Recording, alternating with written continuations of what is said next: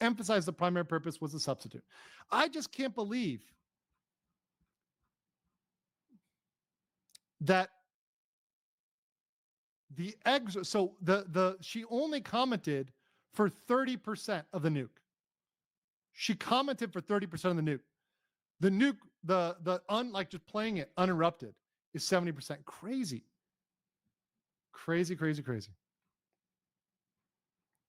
By the way, guys, I am going over my time, and I know that, but this is the longest stream in a while, and I want to make sure I get through as much as I can. So please like the video, like this.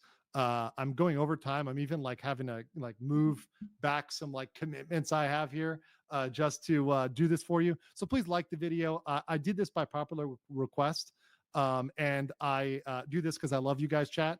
But yeah, and I even have somebody who I'm supposed to meet right now who's watching my feed live because they see that I'm going to be late. So I love you guys, chat. Appreciate it. Please like the video. It helps out a lot. Appreciate it. I love you guys. I only do it because I love you. All right. All right. Let's continue here. During Denham's group viewing sessions, she admits she is not providing sufficient commentary because she does not want to pause. Well, what's the problem with pausing? If I sat here and explained what's wrong on half these things, we'd be here for 20 hours. What am I doing right now? You can stop and talk about it. That's okay. In fact, that's good. That's what you should do, is stop and talk about it. Stop and talk about it. It's not a problem. It's not a sin. But yeah. I've gone in to try to explain why he's correct on one in like every 10 incorrect takes because I'm not trying to spend an entire week here. I don't even understand what to say because, yeah, this is wrong because this and this, another wrong take, another wrong one. Well, I just paused it for like 10 minutes. I feel bad pausing it again because surely there'll be something better here. Denham's admission that she failed to address the majority of the points is self-evident. This failure emphasizes Denham's primary purpose was to host a group viewing session, and criticism was an afterthought. That's the main key here, is that the criticism is not the main point of her video.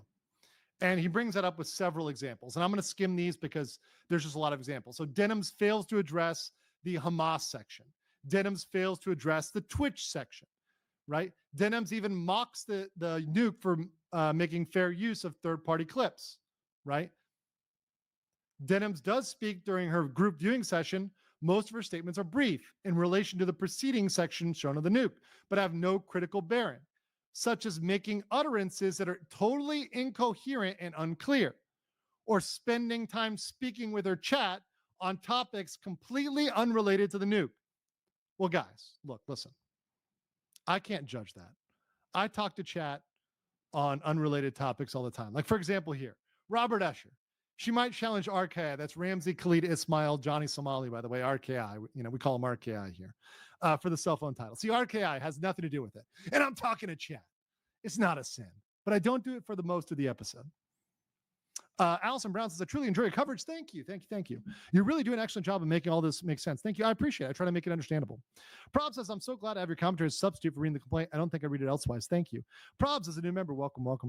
Itachi said, maybe if she offers a free sub to her OnlyFans, the judge wouldn't help her. Oof. Frogan has the worst photo in the thumbnail. I know it's kind of bad. Jonathan says, what happens if Ethan wants to take it all the way to trial, but Dennis and Frogan have the money? He could get a default judgment. It's possible if they actually default on it. I mean, they could try to pro se. They could try to defend it themselves, do their own defense. That would be fun. What are the chances Hassan and Crow are watching this? And maybe I should use the insanity plea. I don't know, but I think they are watching, or at least I think like a lot of Hassan orbiters are probably watching, or Hassan fans are watching. And by the way, once again, you are totally allowed to watch and disagree or have an alternate opinion here, and all are welcome in the chat. Just do not spam. Don't violate YouTube terms of service. Don't say anything naughty, too naughty, like it's going to get anybody in trouble or whatever. Don't try to dox people, whatever else. And you're going to be good. You're welcome here. No all caps. And you are welcome. All right. Continuing on. Such as, let's see, Denham's frequently making superficial comments such as referring to it as a high school project, a middle school project, calling Ethan so brave, saying she's going to die of cringe, saying Ethan Okay, is we crashing. gotta talk about the CoffeeZilla situation. Basically, if you didn't know, there's a YouTuber or podcaster called Adam22 who is now calling CoffeeZilla a grifter for exposing his crypto scam. Now, you might have heard of Adam22 from certain other situations where he was pimping out his wife to certain actors to make more money. Keep in mind, Adam has a kid who was being shown in his social media posts as well. They are certainly going to have insane level of trauma from this, probably going to get bullied in school. It is just a disgusting situation all around, and because of that, Adam became the laughingstock of the internet. We had the situation with Jason Love 2 years ago. Do you think that you her better than Adam did? Well, obviously, yes. Right. Anyways, it turns out he's gone on a podcast called Clickbaited. This is ran In Love 2 years ago. Do you think that you her better than Adam did? Well, obviously, yes. Right. Anyways, it turns out he's gone on a podcast called Clickbaited. This is ran by the Dexerto News account, and he decided to talk shit about CoffeeZilla trying to expose him. And I don't like pointing this out because usually it's not relevant and I want to address people's arguments instead, but for someone so clout obsessed, you gotta play ball. Dude, this video got 947 views. Bro, what the heck? I legitimately thought this was a YouTube glitch or something, but the video had like 20 likes, so this is the actual view count. And if you look at the guests before this, we literally had Vicstar from the Sidemen, Laserbeam, Mark Rober, and then they ran out of popular guests and I guess went with Adam22. Anyway, so CoffeeZilla uploaded a new video titled Adam22 addresses scam allegations. So let's just go over this whole situation. Now, Adam22 used to like me. He used to invite me on his show, but now he's mad. He says I'm the grifter. Why? Because I called him out when he ran a scam, and I warned him ahead of time. What's so crazy about this story is we're about to go through his explanation, but what fails is that I told him ahead of time. He's going to say, oh, I didn't know it was going to be shady. I had no idea. But I told him before he ever promoted it. So the irony is he's telling people, oh, CoffeeZilla's the grifter. He's making videos about this stuff. I wouldn't have made the video if you hadn't run the coin. Funny how absolutely everybody used to be a CoffeeZilla fan until they got exposed for their crypto scam. I remember even Logan Paul was a huge fan of CoffeeZilla. I love his work, actually. Great investigative work, truly exposing the scammers. Oh wait, now he's talking about me. Now I just hate his guts. Now I'm going to sue him because I'm a petty billionaire and I want to make his life hell. But yeah, essentially what happened is Adam22 was about to do a crypto scam, and CoffeeZilla anticipated this and actually DM'd him and let him know beforehand. He said that, hey, you know, these people you're working with can't be trusted. There's a bunch of snipers. So what's going to end up happening is you're going to do a scam or you're going to yourself get scammed. And Adam obviously did not care about this and ignored the warning, and he went through with the scam. And now he's trying to pretend that he had no idea what was going on. He's trying to pretend that CoffeeZilla never warned him, and now he's calling CoffeeZilla a grifter. So here's some DMs from them from earlier this year. And then you did it anyways because you don't care about your fans. Here's the quotes here. Real talk, you shouldn't run a coin. It's lame and you're going to get scammed. You're going to scam or get scammed. He says, how am I going to afford all this Galaxy gas? Then I told him these snipers were planning to already snipe the coin. Quote, people are literally plotting to snipe the coin, make a bundle off someone who doesn't know any better. So this is all pre him actually doing it. Now he's saying, oh, I didn't know. Nobody told me. CoffeeZilla's a grifter for covering the fact that I did it anyways. All right, I'm actually sick of this. We got to pull up the dictionary definition of grifter, okay? We got a person who engages in petty or small-scale swindling. Or we can look at this definition, a person who engages in grifting, often using charm, persuasion, or deceit to manipulate others. And the example given, the con artist was a skilled grifter, convincing people to invest in a fake business before disappearing with their money. Wow, I wonder who this applies to between Adam22 and CoffeeZilla, guys. Dude, it's so obvious that Coffee is not grifting. He's obviously just exposing bad actors and legitimate scammers. And we found out in the last video when I was talking about Logan Paul that CoffeeZilla is taking it a step further. He's not doing it for some quick YouTube views that might be a side bonus or whatever. And I'm sure he enjoys making videos and stuff like that. But this guy behind the scenes is legitimately reporting people to the FBI and the SEC. This guy is reporting people to the US government. And what's even more insane, some of these people are legitimately getting arrested. The flippin' SEC is thanking him for his detailed reports or something and his thorough analysis and shit. Specifically, it's common knowledge that he had a strong hand in blowing open the lid about the FTX fraud, and that's a big reason why Sam Bankman-Fried was convicted of a number of federal offenses. Dude, Coffee is a absolute legend. He's literally doing God's work here, cleaning up the trash, and the fact that Adam just calls him a grifter is just insane. That term is reserved for clowns like yourself. And the thing is, now we even know that he was warned before he did the crypto scam, right? So he can't even pretend, because the thing is, Coffee literally told you, and you can't even argue that, oh, I didn't see the DMs or, I didn't talk to Coffee. You saw the DMs, you flippin' responded, you knew exactly what you were doing. In fact, let's actually just go over those texts in detail, because Coffee kind of skimmed over it, right? Okay, so basically Coffee says these guys want to snipe your coin, and then he says, I don't care. I just got paid to do the tweet. I got nothing to do with it. Brother, if you are promoting something, you have something to do with it now. By promoting something, you are putting your name on it, and you are taking responsibility for whatever this is. So Coffee responds saying, that's even worse, scamming the fans? Adam responds, I'm gonna venture a guess that approximately 0% of my fans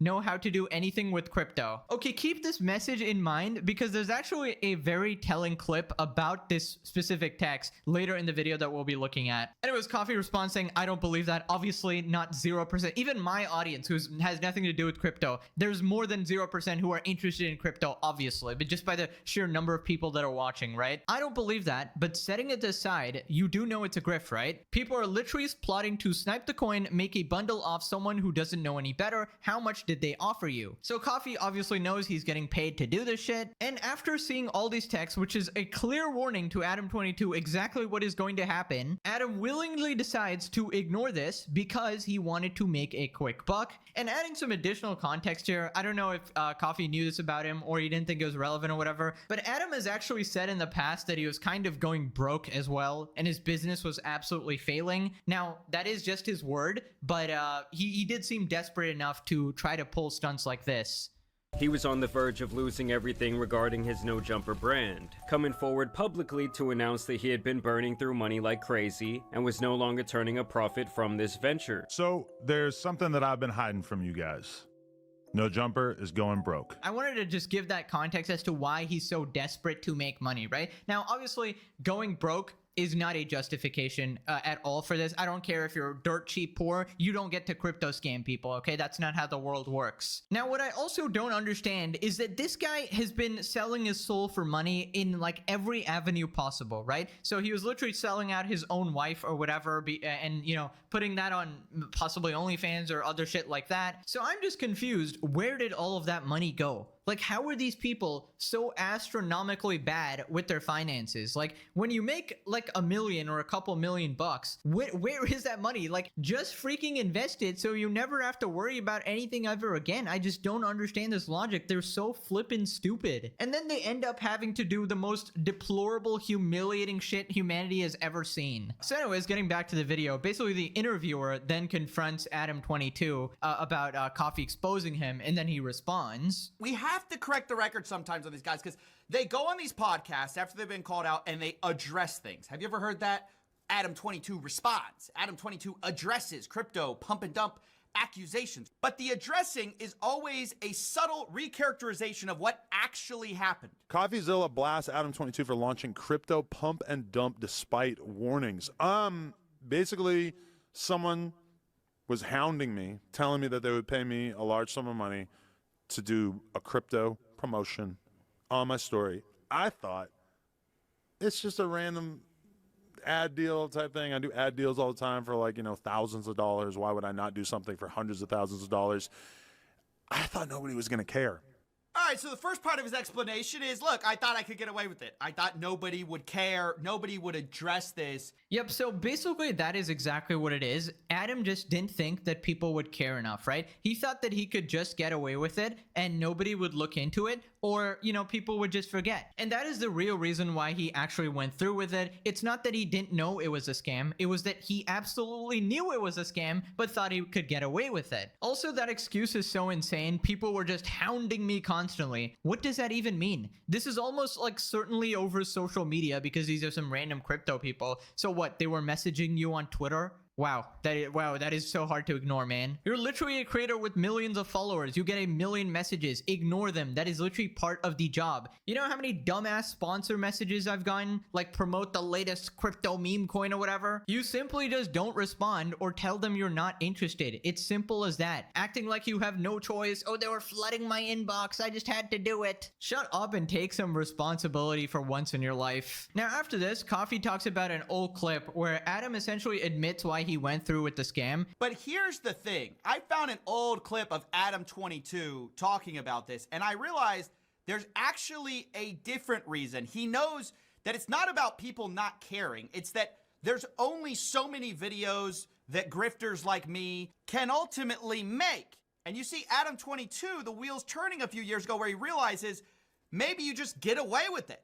Millions of dollars off it, and it's trash. They're not tweeting about it anymore. They made bags off it, and they didn't really incur that much of a social penalty because it's like CoffeeZilla can only make videos about so many people. Like the that he made videos about Steve will do it doing, or the Save the Kids thing or whatever. It's like those are just the ones that were big enough for it to be worth him catching. You know, it's like so many people. Like I remember when Soulja Boy was just selling every single tweet of his ever.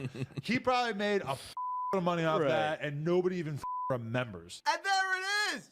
Yeah, so if I can get away with it, then it's okay. That is the logic he is operating off of. Let's just ignore the morality of scamming people, or even the legality of it, right? Just ignore all of that. The only thing that matters is if I can get away with it without it completely destroying my career. I mean, it's a little one-time thing. Nobody's gonna notice. I mean, people are focused on other things. Coffee is busy, you know? He's busy with the big frogs like Logan Paul and shit. He's not gonna expose me. Nobody's gonna expose me. I'm too much of a small fry. Nobody's gonna even notice. Also, I'm distracting everybody with my random puck shit on the internet. So essentially, he wanted to be a slippery little snake, right? Oh, the spotlight's not on me. And, you know, he's kind of right there, right? Clearly from this interview, bro is absolutely irrelevant. That doesn't give you a free pass to just scam people. That is just not okay. Heck, we got people like Johnny Somali who have no money, no career, and no clout, yet people still talk about him because they just don't like his actions. You don't have to be popular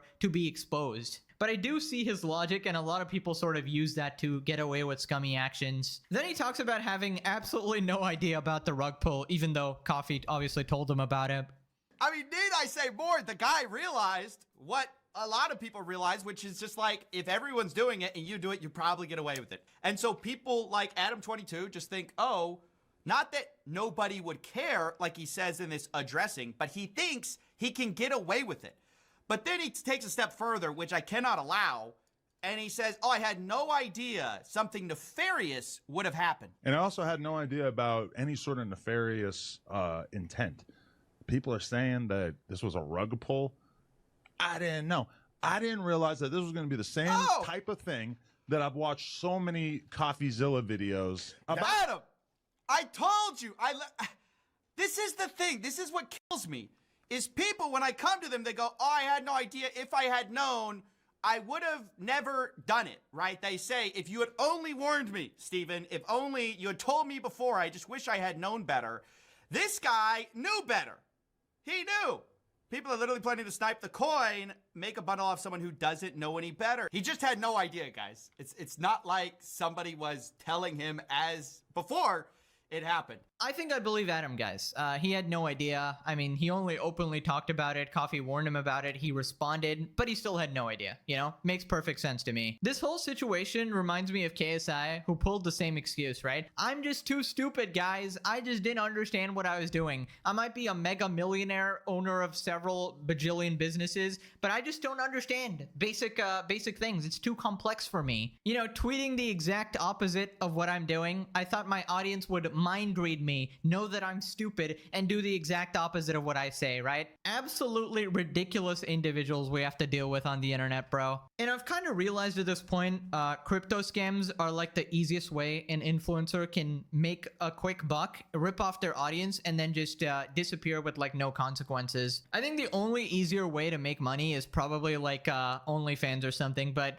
at least nobody is getting scammed there. They know what they're getting. I mean, there's a whole different set of issues with that, but this is not like a new thing. Essentially, the reason people do this is because they feel like they're not going to get prosecuted for financial fraud or something because it's just not regulated. And yet, top to bottom, we got everybody doing this, from Logan Paul to the idiots like the Hawk Tuah girl who just blew up, and every idiot in between like Adam22. And the people falling for these scams are just another breed, right? How many times do people need to warn you that you're not 200 IQ? You're not the only one that's going to make money from it. You're not the exception. You're not gaming anything, all right? The odds are rigged against you, all right? You're going to get scammed, so stop falling for this shit. Then Adam says that he thought that Coffee's warning was a joke. I don't even know what that means. I want to go through the rest of this because it just sheds light on the general, my general frustration with influencers at large. We've sort of gone through cycles of people promoting the kind of bad things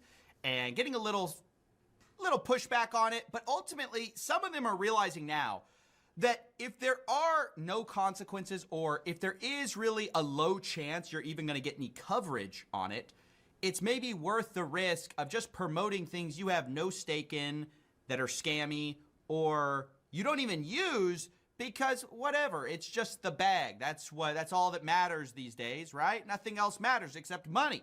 Coins, you know, it's like, to me, I thought that everybody would kind of get the joke.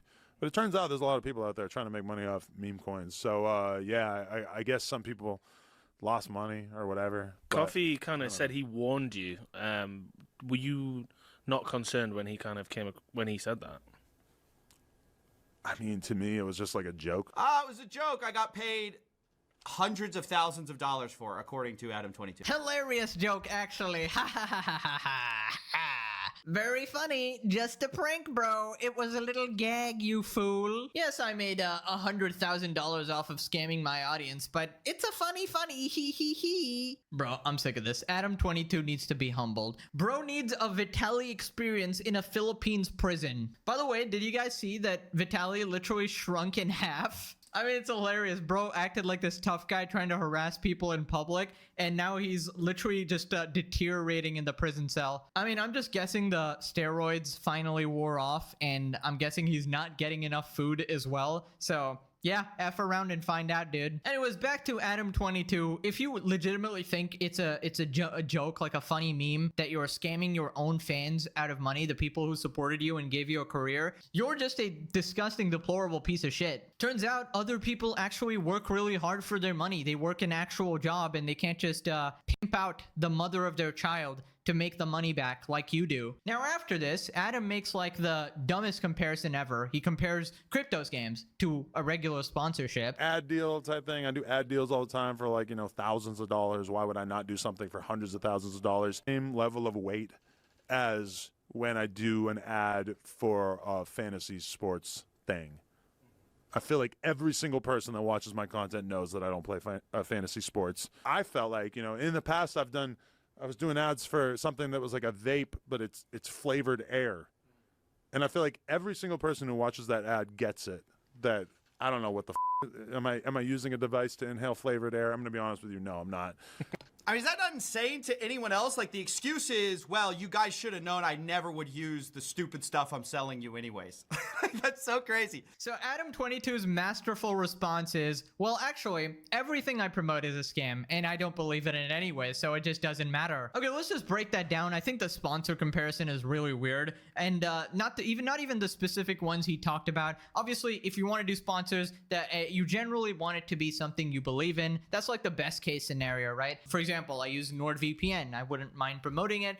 Whatever, obviously not paid video, by the way. But even sponsors you don't really believe in, I think it's fine to promote it as long as it's not like an explicit scam, right? Because content creation is a hard career if you need to pay the bills or whatever, or it's helping you produce better content. Viewers mostly understand that. You can promote the random mobile game or whatever the hell, or the perfume or the electrolyte pack or whatever, as long as it's helping you make better content, pay your editors, pay your rent, whatever. But I think comparing stuff like that to a literal crypto scam, the purpose of which is to give you literally no value. You're not buying a product or a service or anything. The whole point is to trick your fans into thinking they have a chance to make money, so they invest a bunch in it, and then you just rug pull underneath them, right? And you essentially just scam them out of all of their money. That is completely different. And one of those is borderline illegal, if not actually illegal. Obviously, I don't know the exact lawyer terms or the specific law that's being broken, but it does fall under some level of financial fraud, I would think. Anyways, then Coffee talks about how Adam is more pressed with YouTube videos rather than being caught by the law.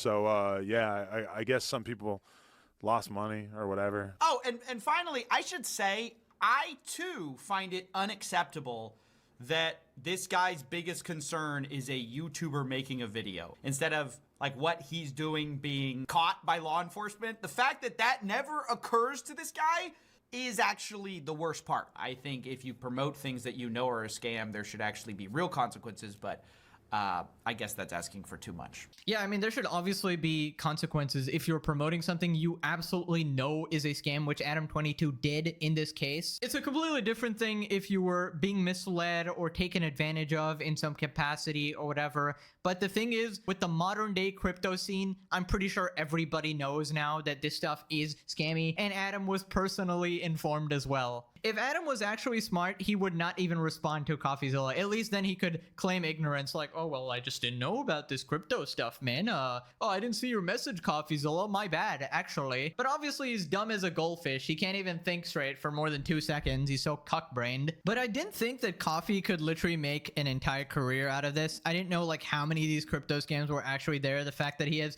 entire channels dedicated to this shit. And the worst part is that Adam22 is kind of right. He actually got it right that, you can pull out one of these scams and then go on with the career and nobody's going to care. In fact, KSI, Logan, and Mr. Beast all did this type of dumb shit, and they all used their respective excuses. Well, I'm too stupid, guys. Oh, I made a game. I was actually working on it. Oh, it was my team that did it, not me, even though I'm definitely very involved. It's a bunch of scumbags who were looking for a quick, easy buck, and honestly, it worked. They got their millions, and nobody cares anymore. They all have thriving careers, and they're all, loved by their communities. And this is not, minor petty stuff. This is millions of dollars in potential financial fraud. Stuff that can legitimately put you in prison. And that's kind of why people like Coffee are so frustrated with this whole thing, with how many people there actually are getting away with all of this type of shit. Now, I also wanted to look at this clip of Adam just admitting he knew exactly what he was doing, and he's insulting the intelligence of his own audience, meaning he knows that they're stupid enough to fall for his scam. And you know what they say, desperate times call for desperate measures. The guy had already shilled himself out to a crypto shitcoin that he dubbed the coin. They're not going to Adam22 for their financial advice? They know about lean. They know about yerkies. They know about probably gooning out, beating their meat for hours at a time. I don't think that they are crypto spectators. Right, so remember that DM he made. This is basically the same sentiment here, where he says his audience knows nothing about crypto. So what does that actually mean? That means they don't know shit, and they'll probably just listen to their favorite creator rather than doing their own independent research. And it's such a sweet deal for you. You make a quick buck, they lose their hard-earned money, and they have no idea what even happened. And I'm defending the people who get scammed a lot, because obviously nobody deserves that, right? But I just can't get over the fact that people watch Adam22 and thought that investing in something he promoted was a good idea. Who actually is his audience? The demographic has to be iDubbbz, dude, because nobody enjoys this level of cuck behavior. You gotta be a special type of lobotomite to enjoy current day Adam22 content. Bro humiliated his wife and kid for a few bucks and apparently is still broke. It's just so sad.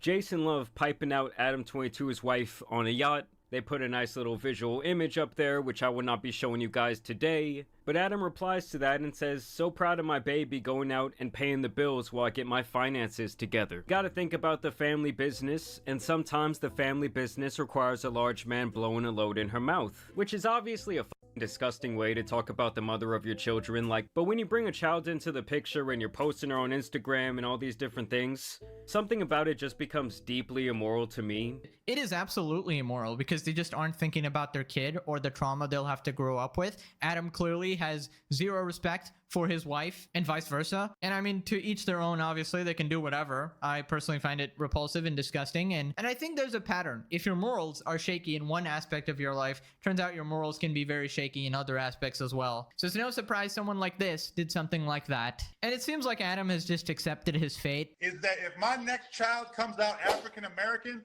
I'm gonna love him or her and raise them like my own, because that's how woke I am, brother. Your daughter is going to need therapy when she gets older. Everything you guys do is on the internet. You think she won't find out? All because your love for money is stronger than your love for her. And I guess that one hit Adam a little bit too close to home because he would end up blocking this guy. Well, it turns out the truth hurts. Now click this video or you grow up and become an Adam22, which might be worse than iDubbbz at this point. Alrighty, thanks for watching. Bye-bye.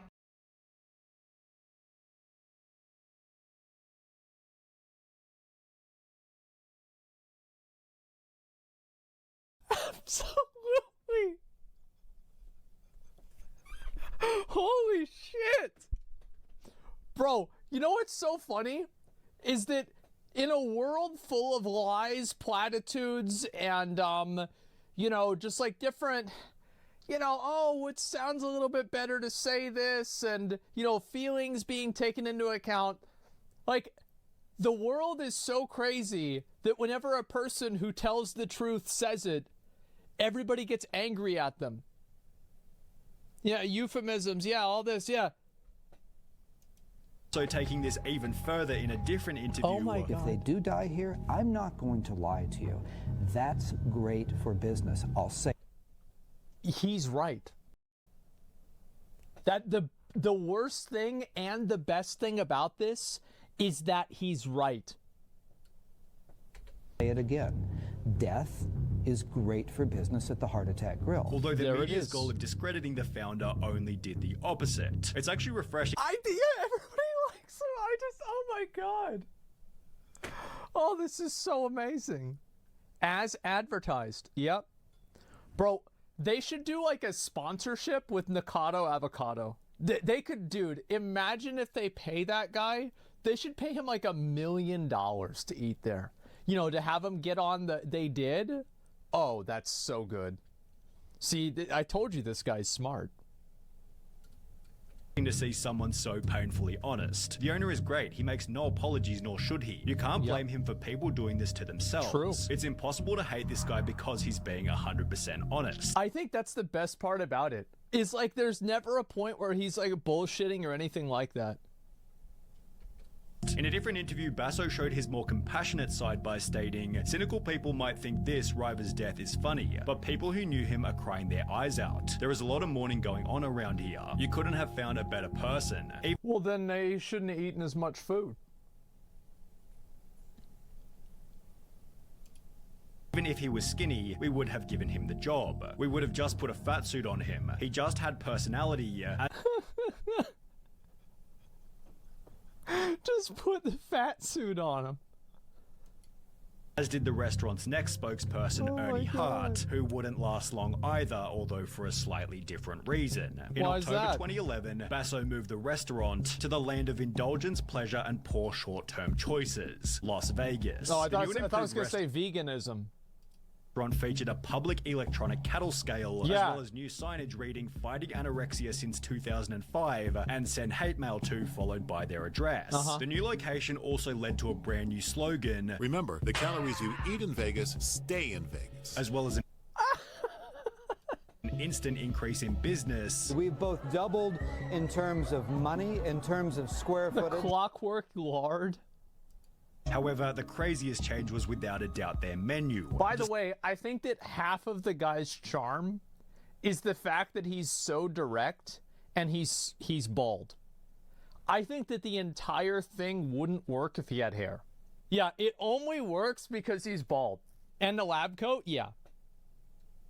Despite their quadruple bypass already holding the record for the highest calorie burger, the Heart Attack Grill then doubled their invention, creating the octuple bypass burger, which featured 8 patties, 40 I love how people get mad about this. Like, nobody's gonna eat this. Nobody can eat the whole thing.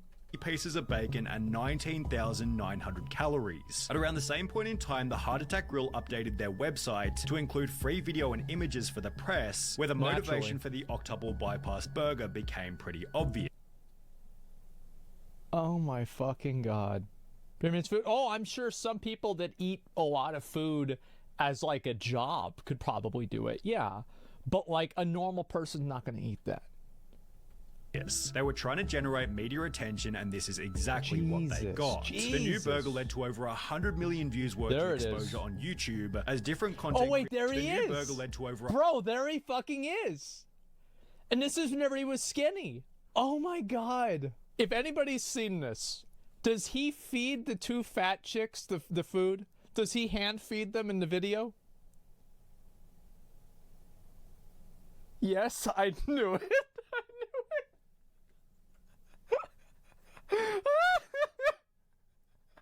Oh, I just fucking knew it.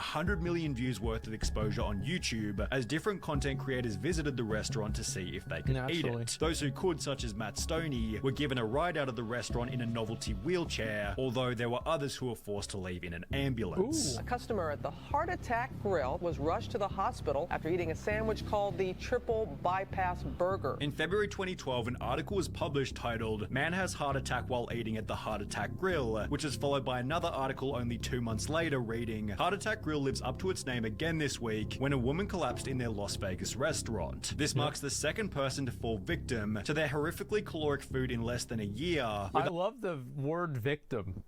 How could they... Bro, this guy's out there with a net. It's like an extra large net, and he's like trying to catch these fat people like butterflies. And he's like, all right, come on in here. Let's go, Porky. Yep, load him up. Oh my God, man. I love how like people like this, they really go to show how absolutely fucking ridiculous people are. That these people are actually a victim. Get the fuck out of here. The Heart Attack Grill responding in the most brand appropriate way by bragging about it on their website. 3 people died here. Oh my God. 2 ambulance departures in less than 60 days left an indelible mark on the Heart Attack Grill's public image. Yeah. Dr. John delivered a clear message to the media that such tragedies shall inevitably continue due to having clientele which he refers to as being the avant-garde of nutritional risk takers. That's one way to say Heart it. attack pad my wallet with money? Absolutely. Did I enjoy that? Absolutely. Wait. Wallet with money. Of nutritional risk takers. Did that heart attack pad my wallet with money? Absolutely. Did I... Jesus Christ. As I said, man, it just wouldn't be the same if he wasn't bald. Him being bald, just, it's so perfect. I enjoy that. Absolutely. Although this is still nothing compared to what would happen 1 year later. The Heart Attack Grill had a new unofficial spokesperson named John Ellerman, who was recognized as the restaurant's most loyal customer. He never missed a day, even on Christmas, Basso said. People just loved him. He connected with people in a real way, although... So he never missed a day. I know how this story ends. Yeah, probably with another advertisement. All of this changed on the 11th of February 2013. Yep. After chowing down on his daily feed at the grill, John Ellerman suffered a heart attack and died while waiting for the bus at the front of the store. This led to Basso's It's probably the heat outside. Craziest PR stunt to date. They'll say it's grotesque. They'll say, how can you keep the man's cremation here? With Basso keeping the cremation inside the restaurant as he wants you to know his food kills so that maybe you'll stop eating junk. And the best thing about it is that it doesn't matter what he does because stupid people will go there and eat the food anyway. It's actually one of the best social experiments. It doesn't matter. You'll stop eating junk. And the best thing about it is that it doesn't matter what he does because stupid people will go there and eat the food anyway. It's actually one of the best social experiments ever. You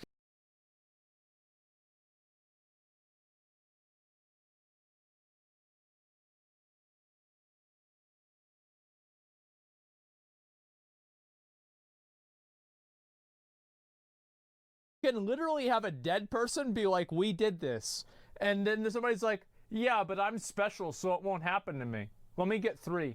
Yeah, natural selection. Yeah. This man is willing to sacrifice his reputation and maybe even his humanity to try and make the world a healthier place. I respect him for it. Exactly, right? And that's what I was saying, right? Is that every supervillain is the hero of their own story. Think about that. Basso believes the restaurant helps customers to reflect on their own choices, having stated anybody who's over 350 pounds gets on that scale. We applaud them like the big sumo wrestler they are. Treat them the big sumo wrestler they are. Treat them like a champ. Oh my God. like a champ. Make them feel good for that moment. Give them free food all they want. But these people go home at night and they ponder that and say, wow, why did I just get free food and have the whole restaurant applauding for me? Because I'm a freak, plain and simple. Oh god! Oh my god, because I'm a freak. Before adding, I'm running an obesity intervention and I think it works. Well, it does. You can't be obese if you're dead. Everybody should check out our Facebook and see a lot of people say, hey Dr. John, I've lost 82 pounds since the last time I was in. It's the X Factor, something that snapped in that person that said, wow, I'm gonna make a change in my life, and they did, and that's fabulous. With this sentiment also showing up in the YouTube comments. The Heart Attack Grill restaurant has motivated me to take care of myself, stick to my diet. The namesake restaurant actually sends a very anime profile picture, so probably not even true. The only thing that is true about this is that the person behind this account is probably fat. Positive message. If you don't take care of yourself today, you might find yourself eating a free meal at my restaurant in the not so distant future, because everyone over 350 pounds eats for free, and therefore Basso believes the restaurant is an overall positive. I am a believer that when people hear my message, the net health benefit to society is incredibly good. However, you won't be surprised to hear that not everybody agrees. He's deliberately trying to get people to eat more than they need. With this being echoed by the legendary Anthony Bourdain, who stated, there is a restaurant in Vegas, I think it's called the Heart Attack Grill, where if you're over 350 pounds you eat for free. I think that should be pretty much a war crime. On top of this, a former... I feel like he's based... I mean, that's kind of like that's something that you write because it's kind of funny. Waitress went public talking about her terrible time working at the restaurant, explaining that after a man passed out mid-meal, a manager made me take out my cell phone to record a video of the whole thing so they could send it to the media.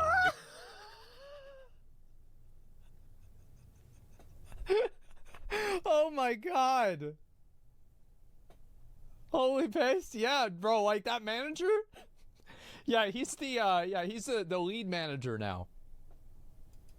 It was on a Friday Record afternoon, this fat and he eater. hoped it would make the news so they could have a busy weekend. On the Oh opposite my end of the God. spectrum, a different waitress stated this. I've been here 11 years. I enjoy this way too much. So the experience clearly depends on which person you ask. In a different instance, the PCRM sent a letter to Basso asking him to declare moral bankruptcy and close the Heart Attack Grill. I love how, like, yeah, there's like this is declare moral bankruptcy and close the business.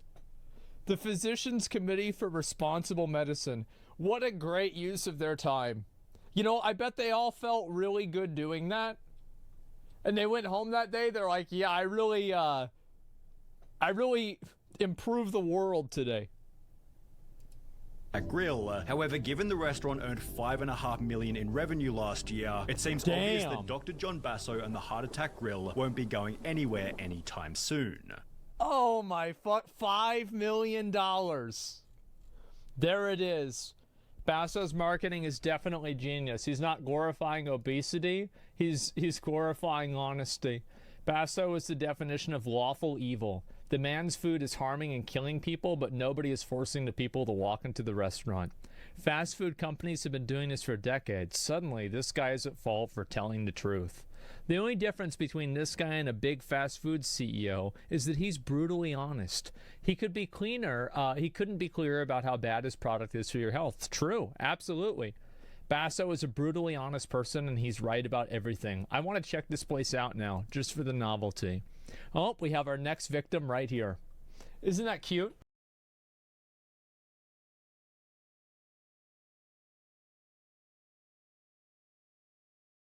The most obese town in America. This is McAllen, Texas, the obesity capital of America. Do you know why McAllen's the obesity capital? The food, and they don't walk. People like to eat junk food, chips, McDonald's. So you gotta be lazy as hell to not even Wait, so they just go around everywhere in a motor scooter? walk. Is this like a McAllen specific thing?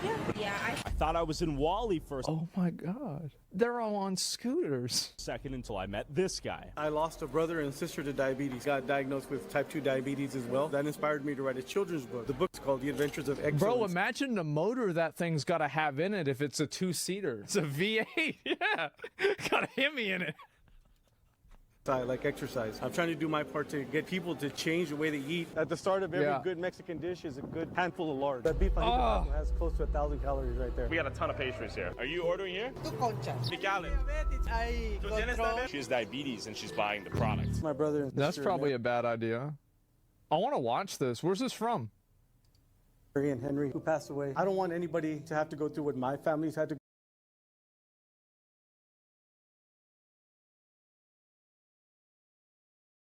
So are they calling it, or is the government calling it alligator Alcatraz, or is this like just a media thing?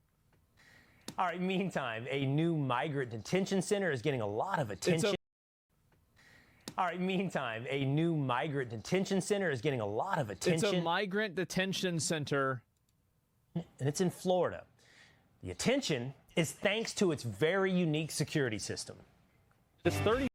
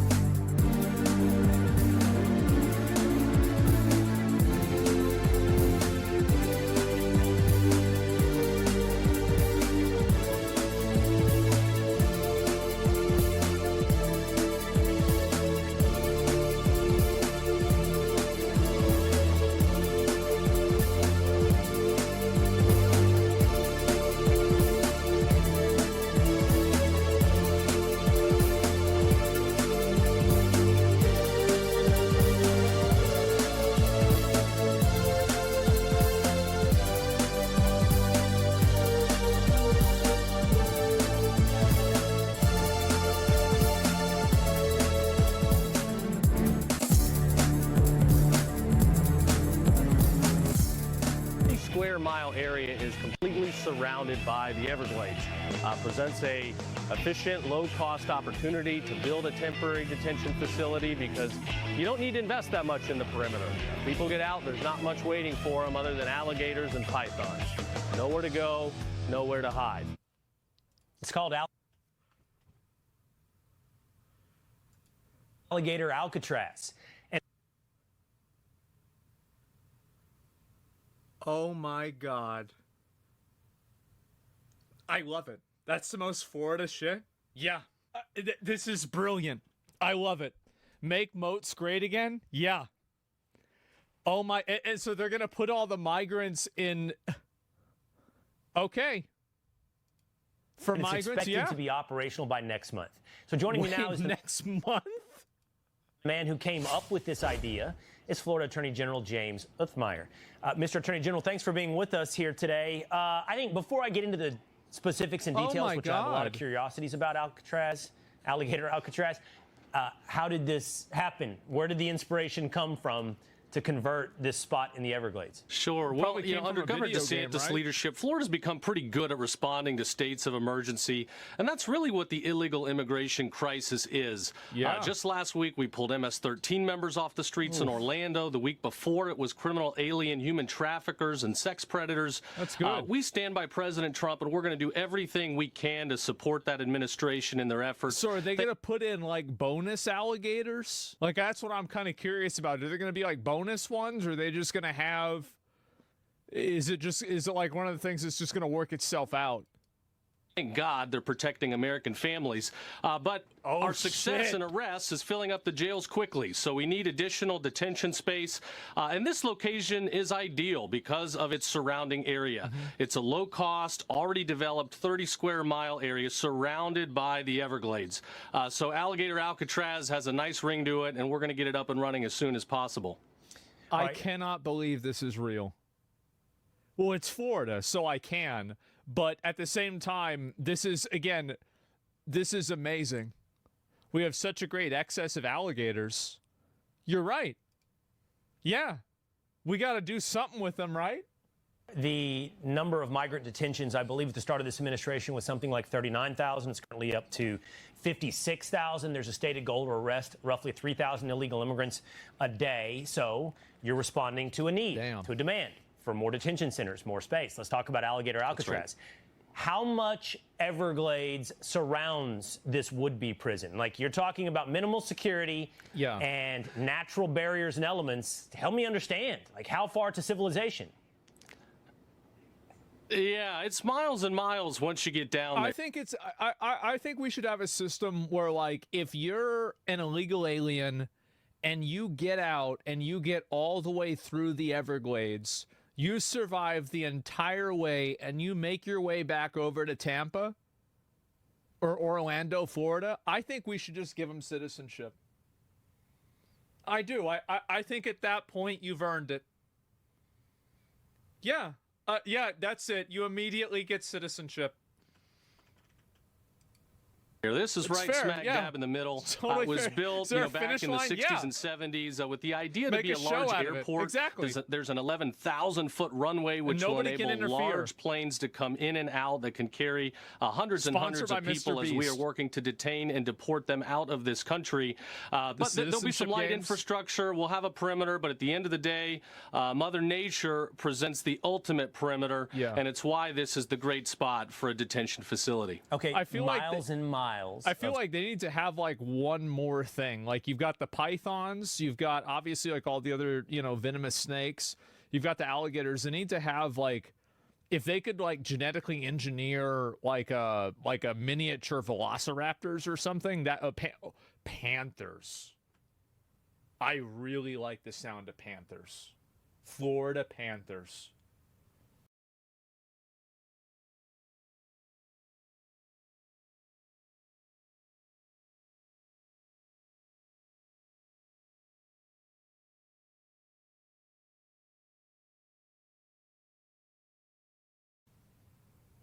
That's a big one. Snapping turtles?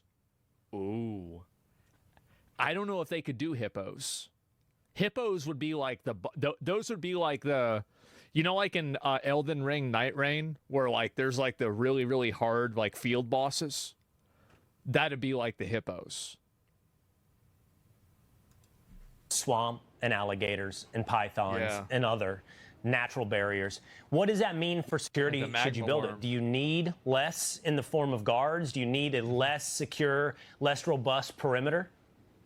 They have guards. They just don't pay them. They're called alligators. You obviously need a less robust perimeter given the natural surroundings. There will certainly be additional. We're going to have staffed guards. The governor has called in the National Guard, the Florida National Guard, to help, along with other staff will support. We're also looking at other locations, at least a couple other throughout the state. That's a good idea. We want to get 5,000 beds up and running by next month so that we can properly support the Department of Homeland Security in their mission. And I got to tell you, Secretary Noem had a great idea looking at the tens or hundreds of millions that the Biden administration was spending to put immigrants up in fancy hotels.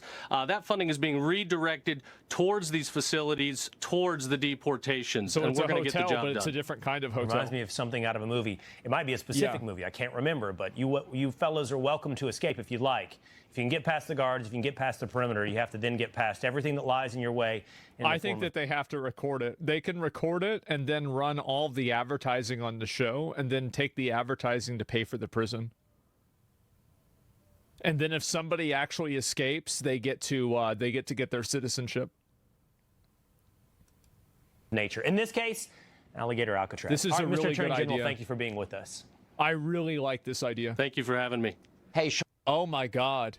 This can't be real. It is. This is actually like, this is, it responds to growing backlash. Wait, what is this, hose mad again? Now there's growing backlash over a migrant detention facility being some built. Fat Karen is complaining? Who cares? Deep in the Everglades that's being called Alligator Alcatraz. Tonight we're digging deeper into the plans in place for this controversial location as Governor DeSantis weighs in on the project. Local 10's Glenna Milberg is live from Ochope with the very latest. In there? Glenna? Nicole, as controversial as this whole thing has become, the logistics here are very very familiar. Remember when after the hurricane, people Who says it's controversial? Where are they? Have big tent cities, kind of like that. The COVID hospitals, the field hospitals during the pandemic, kind of like that. And the pace that we have seen trucks and materials go in and out of here all day, even now after hours, this is happening very, very quickly. Midpoint, Tamiami Trail at the edge of Big Cypress National Preserve. Florida's familiar logistics of temporary mass housing underway. So Though now they're like building them a rust base out there. For mass migrant detention.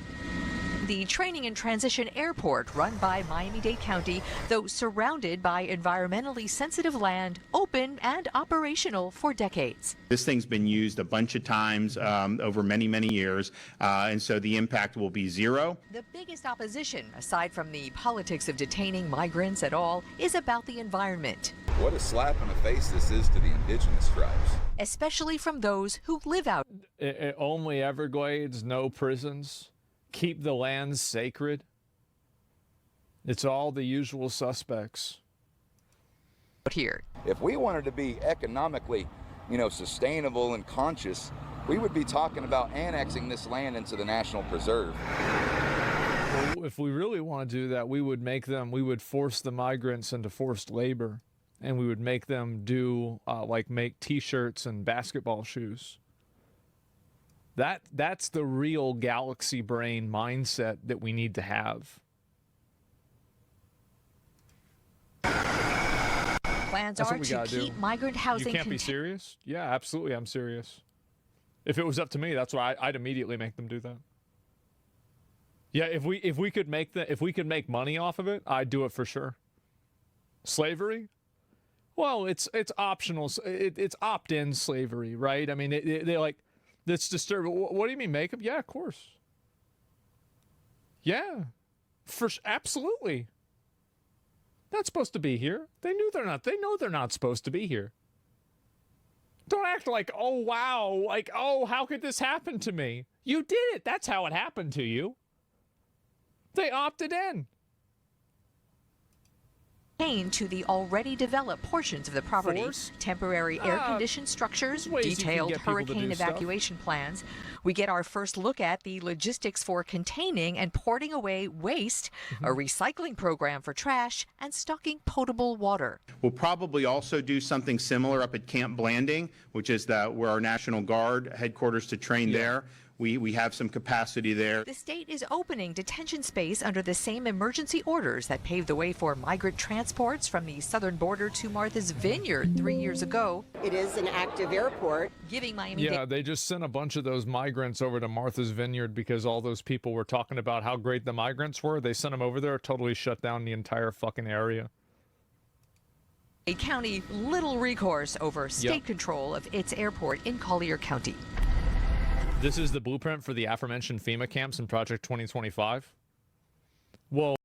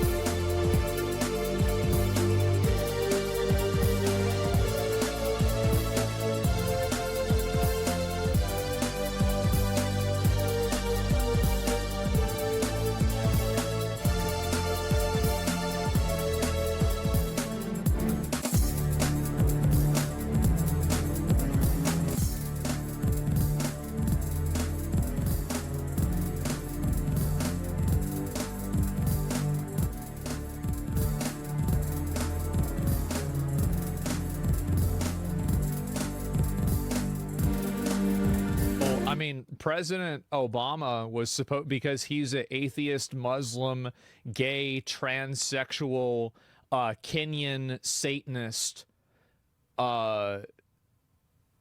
communist, was going to put everybody who was who loved Jesus in the FEMA camps, and so it was actually his idea. And if you've been plugged into news, you know plans to do this are not new whatsoever. The governor has been planning to open detention facilities for migrants for months, possibly even years when this is going on. So we got the first look at the costs. It'll probably be about $500 million all told statewide for some 5,000 temporary beds, including here, including Camp Landing and possibly elsewhere. I'm Glenna Milberg, live in Okeechobee today. Local 10 News. Bro, she's gonna, no, they got to get them to work. And they keep saying migrants. I think they mean illegal migrants. Well, I mean, they're not going to just take people that are just here illegally and then just put them in a camp. That's probably not what's going to happen. We're not going to do that for another 5 years. But, you know, then we might start doing that once we get rid of the illegal ones. But, yeah, it's 100K per migrant. Yeah, exactly, right? Money well spent. Well, that, I mean, there's obviously going to be like a rotation, right? But like in general, that's a great investment. Sure. Why don't they have illegal immigrants build the camp? I don't know. That's a good idea. Probably because they don't want them to drive the trucks, you know, or something like that. No, this is a brilliant idea. I think this is amazing. And this is great.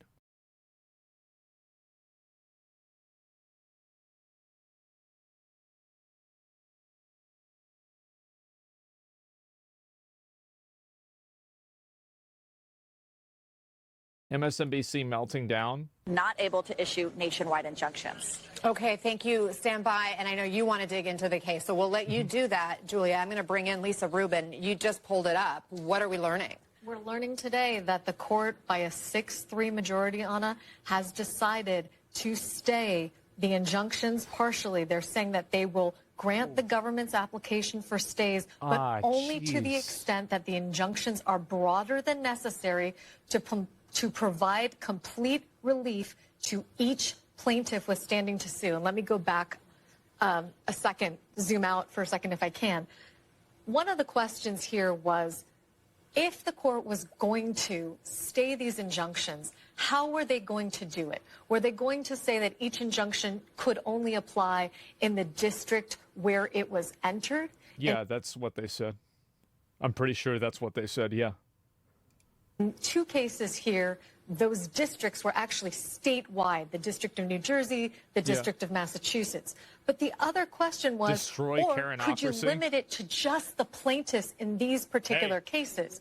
Remember that 2 of these 3 cases are brought by states. So how this changes that result, what does it mean then when the individual plaintiffs who have standing to sue are states? Does that mean that we're going to get sort of a patchwork result, as one of the attorneys general, Matt Platkin of New Jersey, described to me in an interview earlier this year? Does that mean that citizenship could be conferred solely by an accident of birth? And he described to me a situation where a citizen or a resident of his state gives birth over a state line in Pennsylvania, for example. What happens if a New Jersey resident gives birth in Pennsylvania? New Jersey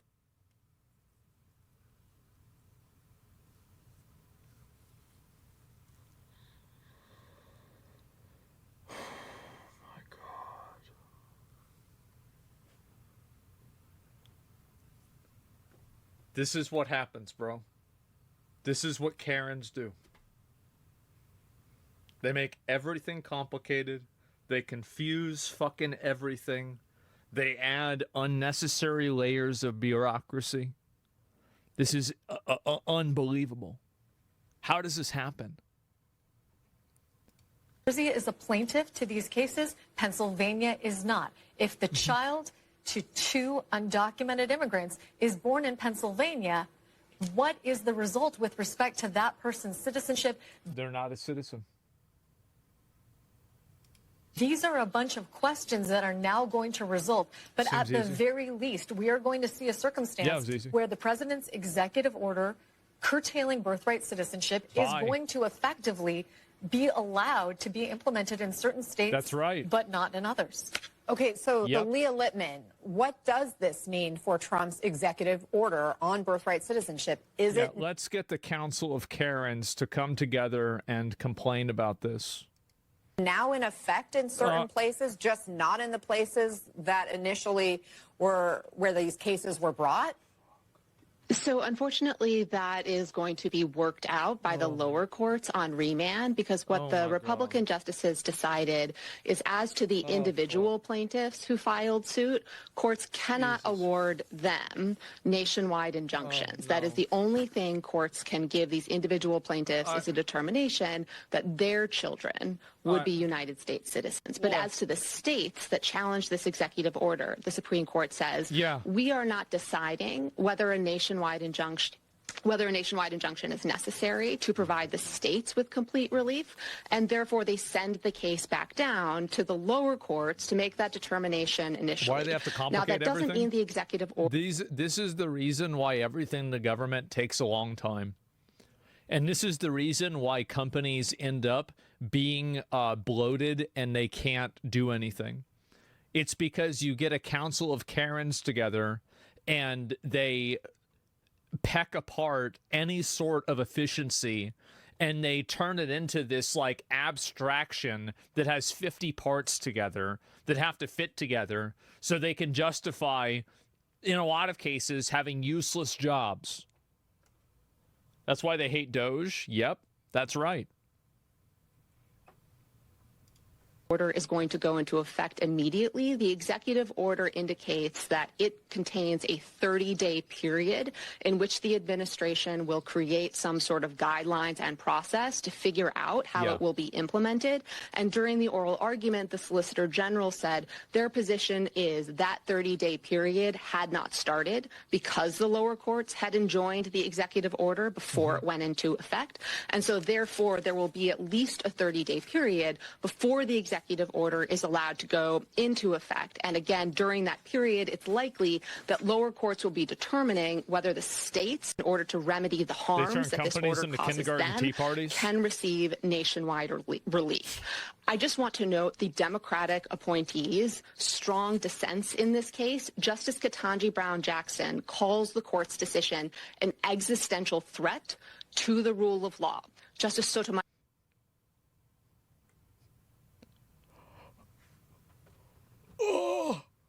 Oh no! Oh my God! Oh, what? Everything's existential. What a ridiculous thing to even say. Jesus. Sotomayor's dissent says no right is safe in the new legal regime the court creates. She calls the court complicit in a grave attack on our system of law. The reality is the Supreme Court's Republican justices took away lower courts' single powerful tool, the most powerful. Yeah, because they shouldn't have it. That's the reason why. It's fucking retarded. Why the fuck should a lower court be able to undo a presidential order for the entire country if it's only legislating in one area? It doesn't even make sense. Tool it's weird. Yeah, for it's broken. reigning in the Trump administration, and that's why they're mad. That they don't care about this. That's it. They're not mad about this because it's it's hurting the courts. It's about to, no. They're mad because this limits the ability that they can have to push their agenda. There's no principle behind this at all. All you have to do is think about this for 5 seconds. You're going to realize how stupid it sounds. Yes, that's when we need more authoritarians. You understand that these people are the authoritarians, right? Like this entire premise that one side wants freedom and the other side wants authoritarianism, this is a delusion. Both sides want to control the outcome. The people that don't have control over the outcome fight against it by saying they want freedom, and the people that have control over the outcome fight against it by saying they want to guarantee safety. This is a tale as old as time. Don't get hoodwinked, confused, and misled by vocabulary. Them accountable to the law. Chuck, Let me get one your of those sides was reaction. actually This sounds elections. like a giant win for the Trump administration It's a and could mega likely win. trigger chaos now across the country. Well, let me address the second point first, Anna. And since you have Leah and Lisa on, I'm not sure why you would ask me anything. They're both way smarter than me, but it strikes me. You're all that, brilliant. No, well, I'll prove otherwise in a moment, Anna. But it strikes me that now individual plaintiffs in almost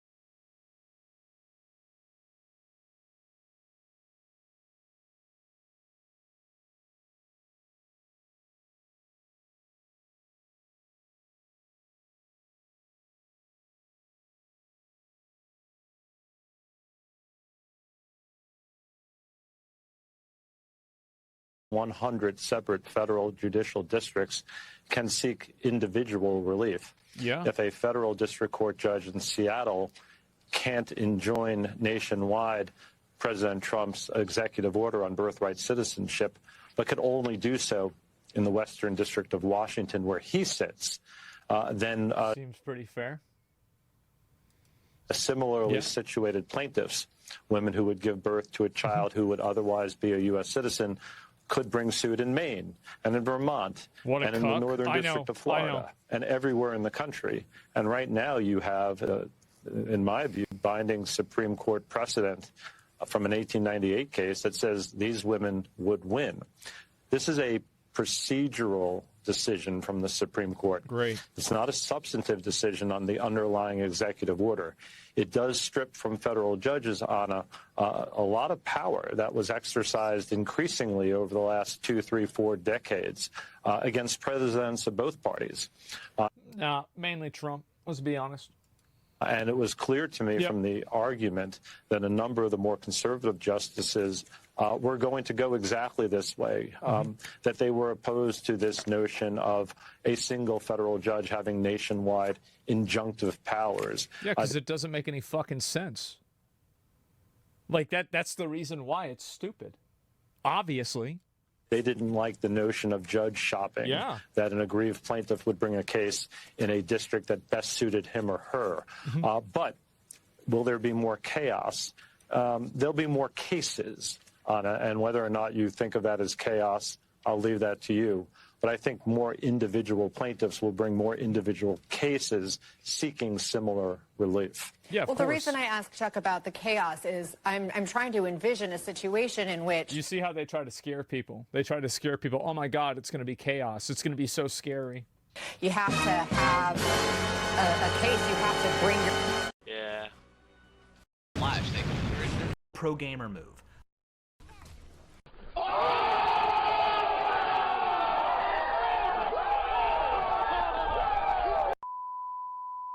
My flash thing. I thought he hit me. I don't know. So bad. He did hit you. You were stunned, but you were still invis. He just took tower aggro, like...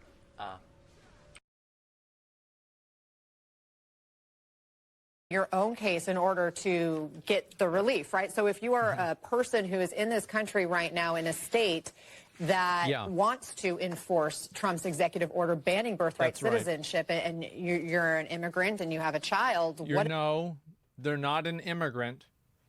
They're an illegal alien.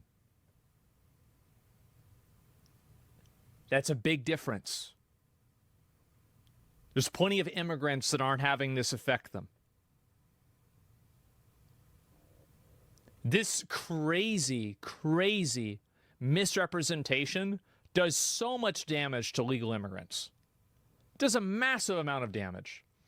And I think that we're already seeing the effects of that damage whenever you go on social media and you have huge conservative content creators and thought leaders that are pushing now for no immigration, period. Johnny, thanks for the 10 subs.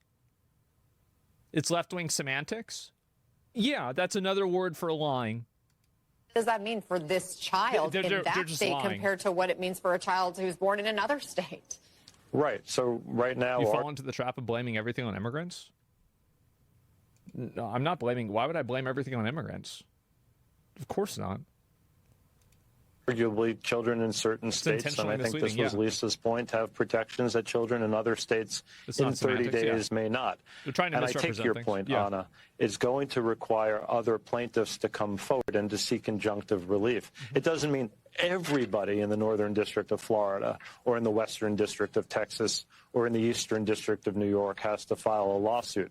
But it does mean that lawsuits have to be filed in all of these jurisdictions because you no longer, at least according to the Supreme Court, for individual plaintiffs, have nationwide injunctive relief available to similarly situated plaintiffs, similarly situated mothers and their children. And so, yes, it invites a lot more litigation in a lot more places, and I think perhaps fairly characterized as more chaos. I mean, even Justice Kavanaugh asked during the oral arguments, what do hospitals... As if it's not chaotic to have people coming over, having kids, and then getting stuck in the country because you don't want to deport the kid because the kid's a citizen and the parent isn't. Of course, that's not chaotic and problematic at all. Do with a newborn? What do states do with a newborn? Outrageous. Justice Gorsuch pointed at the patchwork problem that this could create. Leah, is there any resolution that is within this opinion that you're reading through? I think this opinion is going to create additional legal questions for lower court. Yeah, I'm so glad this is finally happening, man. Yeah, send them home. That's too bad. Weaponizing the kids is not chaos. Yeah. And it's insane. That's clearly what they're trying to do. We got special flights just for deporting babies with Disney characters on them. Oh, that's a good idea. Yeah, I like that. You know, like Florida, you know, like they're working with Disney World and stuff like that. So you could kind of get all these things put together. Yeah, no, that's how, yeah, that would make a lot of sense. Watch this last part. Reaction, Melissa, to this ruling? I think this is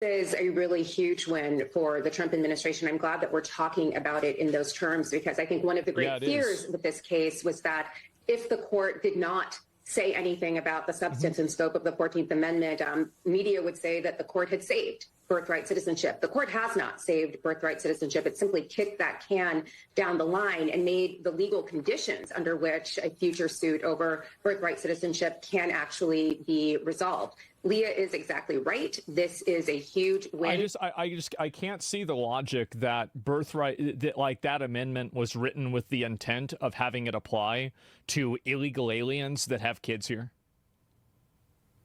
Like, if you had a time machine and you asked the guys that, thought up the 14th Amendment, like, was this what your goal was? I feel like the answer is 100% no, right? Like, yeah, like, what is this? For the Trump administration, because the court has essentially kneecapped lower courts from stopping this administration when it engages in lawless and unconstitutional behavior. And Lisa makes a really important point. This is all happening in an environment where the Trump administration is not only going after undocumented persons and deporting. Total Karen obliteration. I used to pray for times like this. People without the benefit of due process. They're doing so while they are also upending the legal landscape, but making it harder for pro bono outfits to secure the help they need from law firms to bring these suits. And now with this decision, they're essentially saying that litigants will have to file in each particular jurisdiction around the United States in order to be clear that their resolution will have legally binding effect. And that means you're just going to need a flood, an army of lawyers at a time when that army of lawyers. The Fourth Amendment seems pretty straightforward to me. Well, like, okay, so think about it like this: the right to bear arms. That's what the Second Amendment says.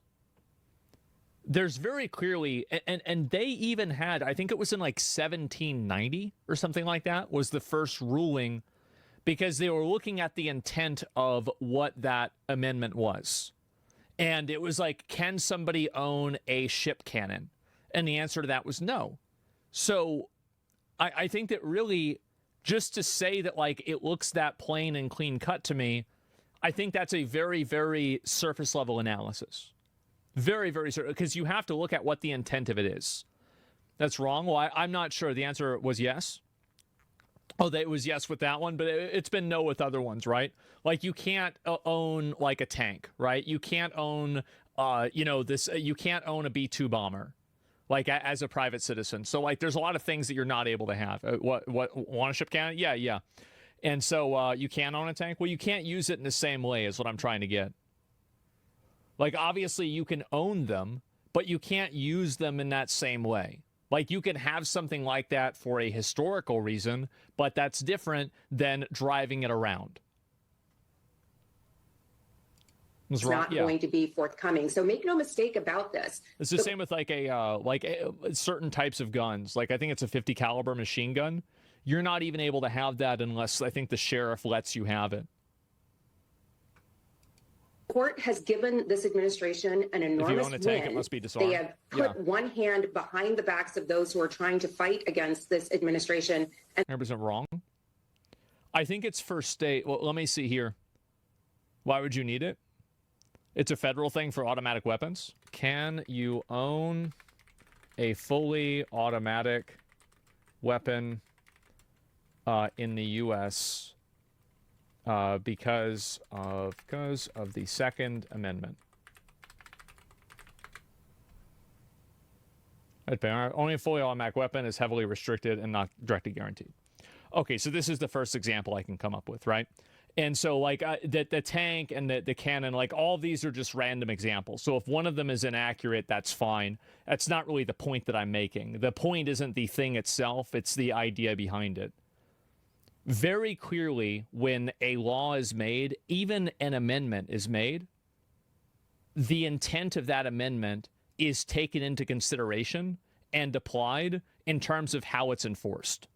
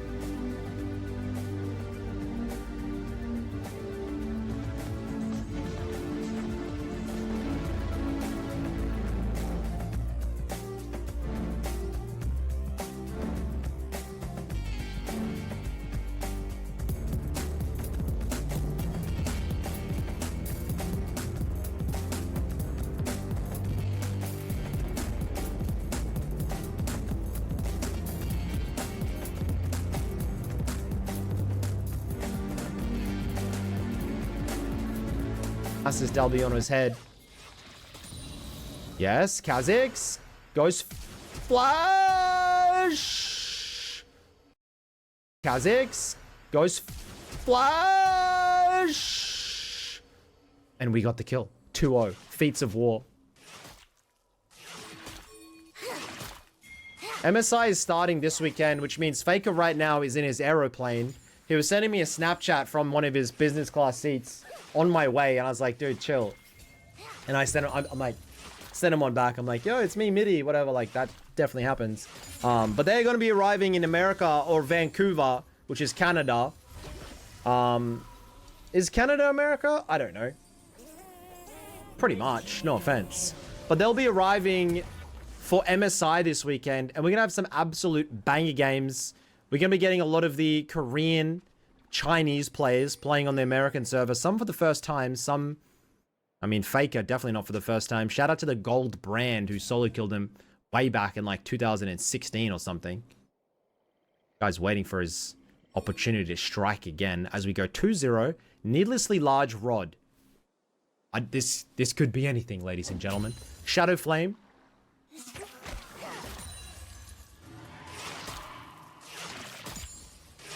I always imagine Baus off stream.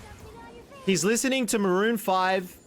He's probably got some type of beverage on hand. Non-alcoholic, of course. Maybe like a non-alcoholic beer. Like something like that. He's drinking and just vibing to music and having fun. That's how I imagine him. Definitely in like a weird position. Like a weird position like with his leg up or something. Jump scare. Like there's no way he's fully postured playing...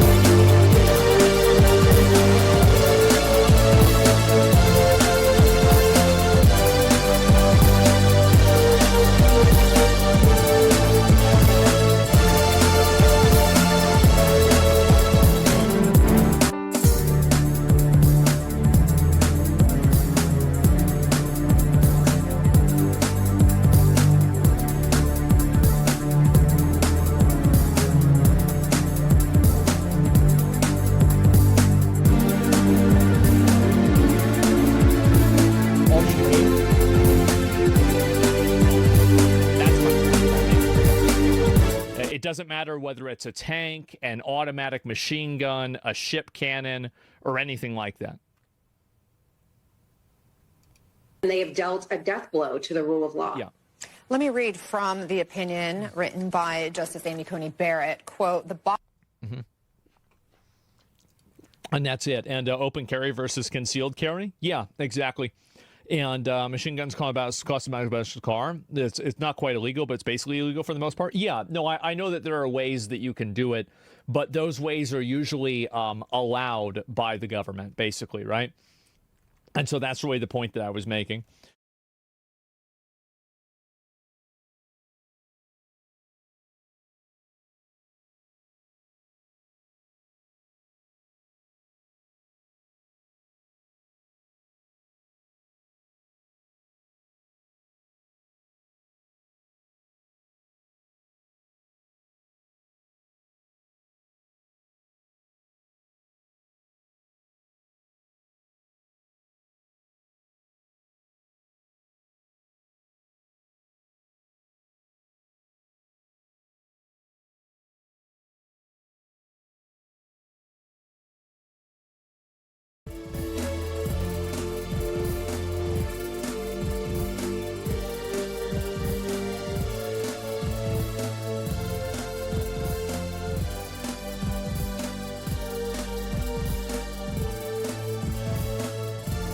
I'll pull up and show you guys what they said about this, because this is in my opinion, a total victory. Massive fucking victory. Supreme Court has delivered a monumental victory for the Constitution, the separation of powers, and the rule of law in striking down the excessive use of nationwide injunctions to interfere with the normal functioning of the executive branch. The Supreme Court has stopped the presidency itself. That's what they've done. Yep. And really, it's been an amazing period of time. This last hour, there are people elated all over the country. I've seen such happiness and spirit. Sometimes you don't see that, but this case is very important. I was elected on a historic mandate, but in recent months, we've seen a handful of radical left judges effectively try to overrule the rightful powers of the president. No, I think this is another component is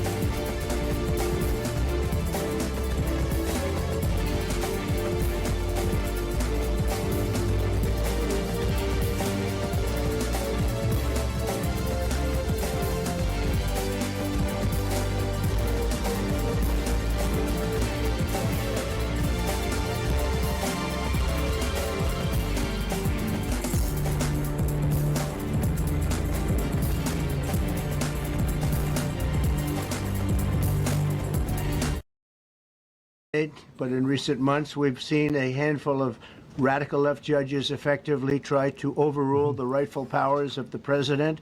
No, I think this is another component is that if you take a step back and you think about it, doesn't it seem problematic that one judge in one area can overrule the entire, popular vote of the presidential election?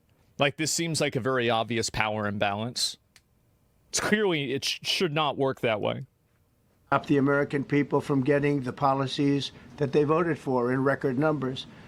It was a grave threat to democracy, frankly, and instead of merely ruling on the That's what I think is funny, is all these people said Trump was a threat to democracy, but in fact they were. This is the biggest threat to democracy you can have. When you have a democratic election and then the person that wins tries to implement the policies that they ran on and they constantly get handicapped. Cases before them, these judges attempted to dictate the law for the entire nation. Yep. In practice, this meant that if any one of the nearly 700 federal judges disagreed with the policy of a duly elected president of the United States, he or she could block that policy from going into effect, or at least delay it for many years, tie it up in the court system. That's clearly what happened. This was a colossal abuse of power which never occurred in American history prior to recent decades, and we've been hit with more nationwide injunctions than were issued in the entire 20th century. Wow. Together. Think of it, more than the entire 20th century. Me. I'm grateful to the Supreme Court for stepping in and solving this very, very big and complex problem, and they've made it very simple. I want to thank Justice Barrett, who wrote the opinion brilliantly, as well as Chief Justice Roberts, and Justices Alito, Gorsuch, Kavanaugh, and Thomas. Great people. Thanks for this decision, and thanks to this decision, we can now promptly file to proceed with numerous policies that have been wrongly enjoined on a nationwide basis. And some of the cases we're talking about would be ending birthright citizenship, which now comes to the fore. That was meant for the babies of slaves. It wasn't meant for people trying to scam the system and come into the country on a vacation. This was... I've been waiting on this for a while. I've been waiting on this for a long time. Oh. In fact, it was the same date, the exact same date, the end of the Civil War. It was meant for the babies of slaves, and it's so clean and so obvious. It was. But this lets us... That's literally what I said. Yep. The thing is that, again, Trump is a scammer. He can immediately see a scam. Yeah, it's an obvious fucking scam. Go there and finally win that case, because hundreds of thousands of people are pouring into our country under birthright citizenship, and it wasn't meant for that reason. You was wouldn't meant know. for the babies of slaves. So thanks to this decision, we can now promptly file to proceed with these numerous policies and those that have been wrongly enjoined on a nationwide basis, including birthright citizenship, ending sanctuary city funding, suspending refugee resettlement, freezing unnecessary funding, stopping federal taxpayers from paying for transgender surgeries, and numerous other... How the fuck did that even happen in the first place? It's so ridiculous. Priorities of the American people. Thank God. We have so many of them. I have a whole list. I'm not going to bore you, and I'm going to have Pam get up and say a few words, but there's really, she can talk as long as she wants, because this is a very important decision. This is a decision that covers a tremendous amount of territory. But I want to just thank again the Supreme Court for this ruling. It's a giant. It's a giant. And they should be very proud, and our country should be very proud of the Supreme Court today. And with that, I'd like you to listen to the words of Pam Bondi. She's an incredible Attorney General. We're very proud of her. And as you know, except for the Epstein is with files, us, and we have not so many others those that worked on this case and other cases. And I think they're doing a great job. Pam, please say a few words. Thank you, President Trump. Thank you for fighting for all Americans. Americans are finally getting what they voted for. No longer will we have rogue judges striking down President Trump's policies across the entire nation. No longer. Obvious fucking export. Today, in the 6-3 opinion, Justice Barrett correctly holds that the district court lacks authority to enter nationwide or universal injunctions. These lawless injunctions gave relief to everyone in the world instead of the parties before the court. As the Supreme Court held today, they turned district courts into the imperial judiciary. Active liberal judges have used these injunctions to block virtually all of President Trump's policies. To put this in perspective, there are 94 federal judicial districts. 5 of those districts throughout this country held 35 of the nationwide injunctions. That seems a little bit problematic, you know what I mean? Seems a little bit undemocratic. Think about that. 94 districts and 35 out of the 40 opinions with nationwide injunctions came from 5 liberal districts in this country. No Remember longer. what I always said? No longer. These injunctions have blocked our policies from tariffs to military readiness to immigration to foreign affairs, fraud, abuse, and many other issues. The judges have tried to seize the executive branch's power, and they cannot do that. No longer. No longer. And on immigration, on a side note, today marks 2,711 arrests on these terrorists and these gangs. Total arrest today with HSI investigations. And thank you, Stephen Miller. Thank you to Homeland Security. Thank you to everyone working hand in hand with the FBI on all of these transnational gangs. TDA has been a huge terror to our country, as well as MS-13, as well as Sinaloa cartels. Stephen Miller? No longer. That guy didn't fuck around. No longer. These injunctions have allowed district court judges to be emperors. They vetoed all of President Trump's power, and they cannot do that. This has been a bipartisan problem. It has lasted 5 presidential terms, 5 different presidents, and it has ended today. What's crazy, too, about this is that it happened right now, which means that they have 3 years to just go absolutely fucking hog wild. 3 years of them just being able to post whatever the fuck and do whatever the fuck they want. That's massive. We will continue to fight for President Trump's policies. I want to thank the Office of White House Counsel, Dave Warrington. You and your staff have been incredible. Our Solicitor General's office, John Sauer, Sarah Harris, and Todd Blanche and Emil Bovey. Todd's going to say a few words because we've had another major ruling today on transgender books and some other great wins that we've had. But no transgender books? What the fuck is wrong? Like, we have homeless veterans and people are thinking about transgender. Who the fuck is doing this? No longer will they have this power in our country. It is the president's authority under his executive branch to do everything to fight for the American people, and he will continue to do that. That's why he was overwhelmingly elected. Thank you.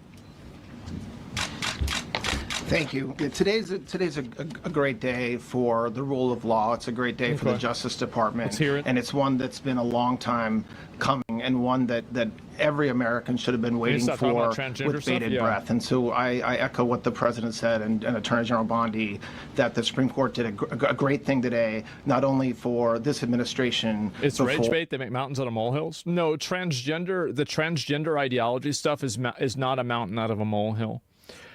It's basically a molehill that people are just fixated on. I know that it's a very small issue, but I would view it in the same way as I view flat Earth. The reality is that if I knew somebody believed in flat Earth, that would completely disqualify them, in my mind, from being a decision maker for anything else, because their decision-making faculties have been compromised. And I think transgender is another good example of that, especially whenever it comes to minors and it comes to sports. What it really is it's a benchmark of this person is this delusional that they think this thing that is so far removed from reality that it provides a frame of reference that this person cannot be allowed to operate and be expected to operate as a rational actor. It's illogical. It's completely illogical. That's the reason why the transgender issue matters so much. It's like people who believe the Earth is 6,000 years old, or people that believe it's flat, or people that believe that there's like lizards living in the center of the Earth and they're the ones controlling everybody here. Like, these ideals are just so batshit crazy stupid that they provide a frame of reference that disqualifies that type of a person from having the opinion on anything else. for every American in this country. If not for the injunctions case, we would be here talking about another great decision that came down today. It's an indication of broken case, logic. Which yes. restores parents' rights to decide their child's education. Seems like a basic idea, but it took the Supreme Court to set the record straight, and we thank them for that. And now that ruling allows parents to opt out of dangerous trans ideology and make the decisions for their children that they believe is correct. And so we think they should not be teaching transgenderism in anything other than maybe the last year of high school. Children should not be getting exposed to transgender ideology. The reason why is because it creates a false dichotomy. If gender is truly a spectrum, then why is every person who doesn't immediately completely identify with their gender that they were born with, why is it that the only solution to that is being trans? Like, we used to have tomboys, we have femboys. There's a lot of people on the spectrum of gender. Being trans is very different than being a masculine female or being a feminine male. It's a totally different thing. Should I be deported? Maybe. Maybe. What is it here? Why is it an issue? You think every person born in America had legal parents for many times should be deported? No, I don't think they should apply it retroactively. I get that you're getting your feelings hurt about this. Supposed to side, don't decide with this. But yeah, no, I mean, if your parents came over here illegally, they should have deported your parents, and you shouldn't have gotten citizenship.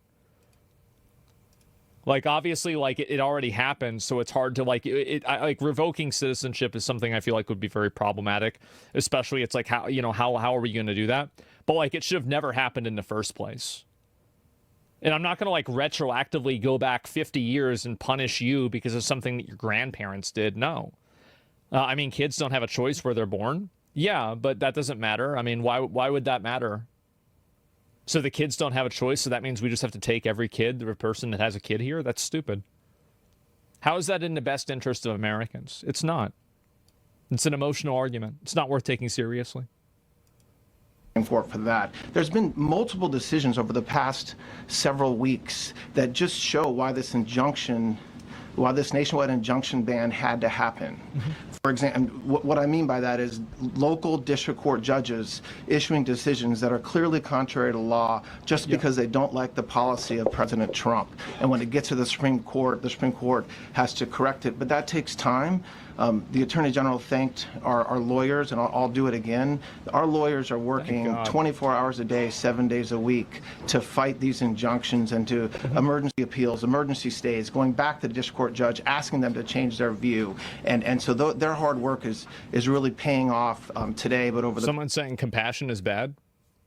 It is whenever it allows you to justify putting people that you are responsible at risk or doing something that works against their best interests. I think that compassion for bad actors is actually cruelty. And so when you're talking about, like, compassion for everybody around the world, you can't really apply that. You can't do that. There's a limit. Yeah, there's no, like, again, it's an emotional argument. It's not worth taking seriously. Weaponized empathy is bad. Yeah, don't let people weaponize your empathy against you to make you subvert your own goals. This is what people love to do. They love to try to emotionally manipulate you into doing something that's against your best interests. Don't let anybody do that.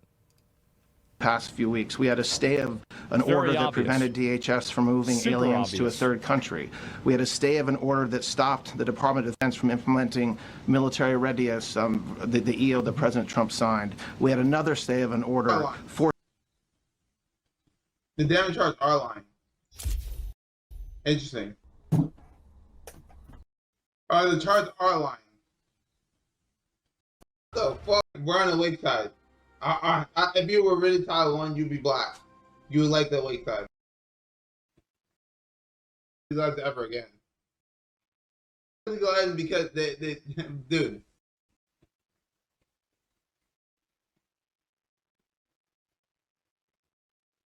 Dude, they didn't say I intentionally defeated. Dude. What? They said I intentionally defeated.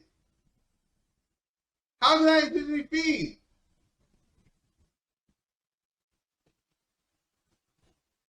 Did they just say I intentionally feeded? They basically said I just intentionally feeded. Dude, I understand, whatever. Is it trolling me? Dude, Riot Games. I'm about to call them. I'm calling Riot Games. Dude, this is crazy. What the fuck? You guys saw that shit, right? What the fuck? Dude, he suspended me. This is why I like to play with people. He literally suspended me because he does dark magic.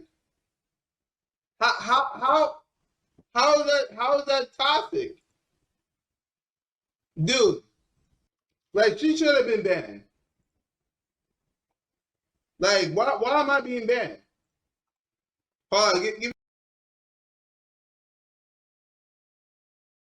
5. Yep. Kadim Alford 1. Scion banned out against him in 4-5, and that's when you know. That's when you're like, okay, this is the different animal. Teams paying respect for the Shy on tanks, but does go back to the Gragas, has already played it twice so far this split. It just indexes even more into having the disengage that they've been looking for, right? Poppy ultimate, explosive cast coming out, a ton of peel and zone control tools. Yep. And yeah. for Weibo, I think it will be a lot more of a slow Kadim. start this game compared to last time around. I guess that could go anyway depending on the laning phase, because that really seemed like the thing to break the camel's back in game 1 for Weibo being able to play so aggressively. Sure. Coming in on the opposite side, though, you have this Hecarim, you have the Thresh Giant bot side to see. It's fucking loser's queue. It's loser's queue. Them going for in game 1. It's loser's queue. Even trying to find some early aggression onto the Shy before he hits that level 6 point, and it's incredibly hard to gank or die.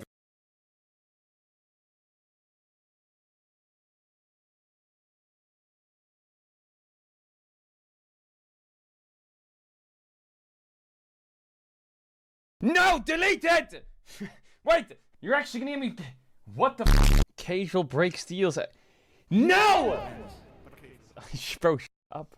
He's slurping the wings.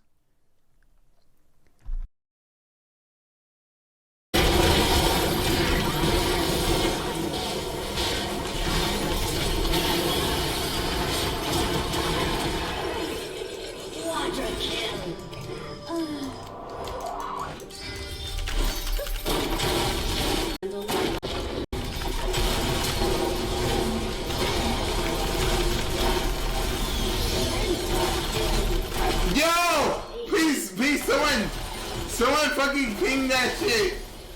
Oh my god, I just got a pencil.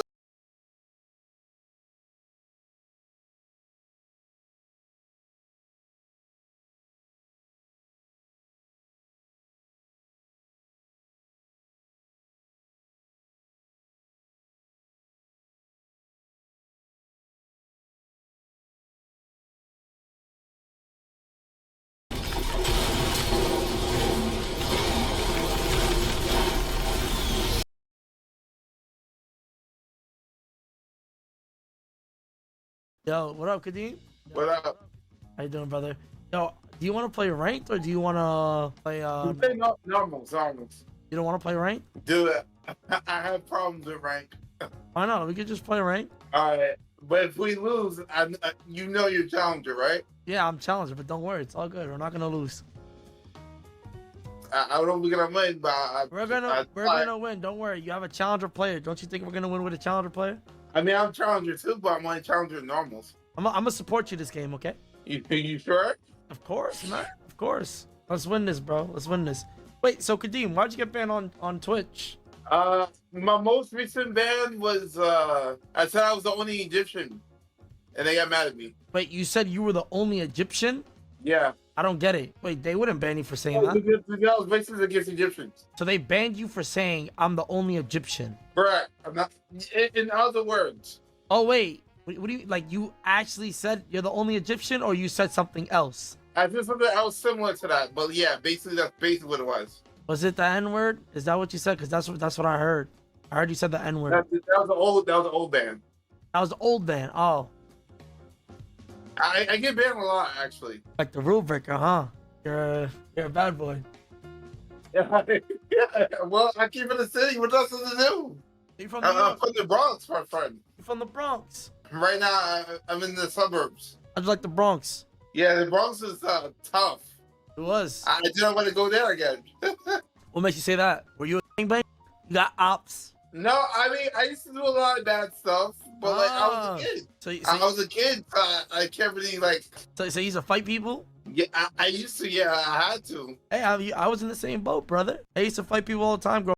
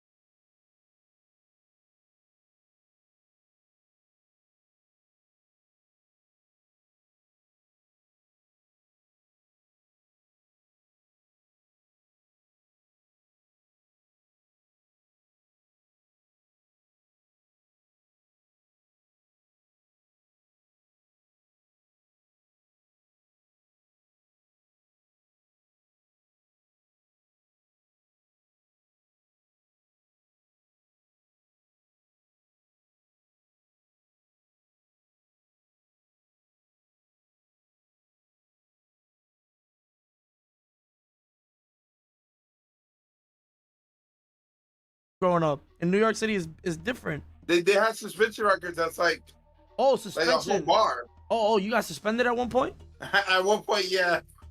Wait, what'd you do to get suspended? I left the classroom.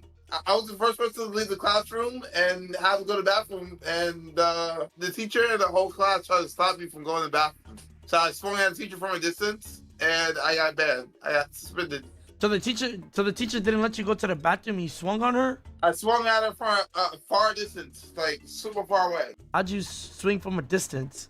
So did you even hit her? So I just went like 1-2 from like a far distance, and they got pissed. They got scared. Can you show it on camera? I'm looking at your camera right now. Could you? Dude, I just went like this from a distance.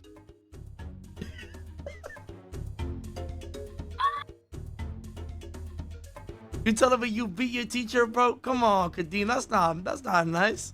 I mean, you know my nerve. I was a kid, so you should try to show me that's like brand or something, not like Tom Kench. Tom Kench, don't worry. I'm gonna show you the Tom Kench tech. Do you know how it works when I eat you? Yeah. It's like you're in a Pokemon ball. I'm gonna throw you out. You just go ahead and fight. You got this, Warrior. Okay? All right, we're facing against Lux. Oh no, problem. Lux have a lot of attacks. I'm gonna have to build magic with this. Actually, no need for that. Just get Berserker Grease. You said you're very new to the game? Very good at the game. I've been playing for like 10 years. Really? Look right here, Kadeem. There you go, auto her. Keep going, there you go. I got her, Kadeem. Nice.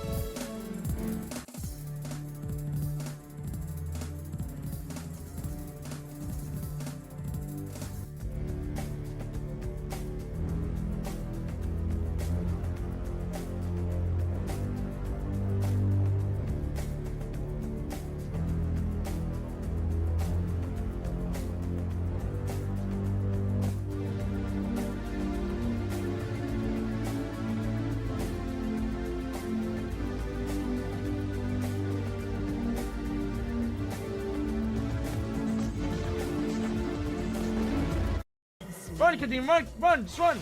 Auto. Oh, not anymore. Nice try, but that was actually really clean. That was actually really good. Well played. What's your favorite food? What's your favorite food, Kadeem? I don't know.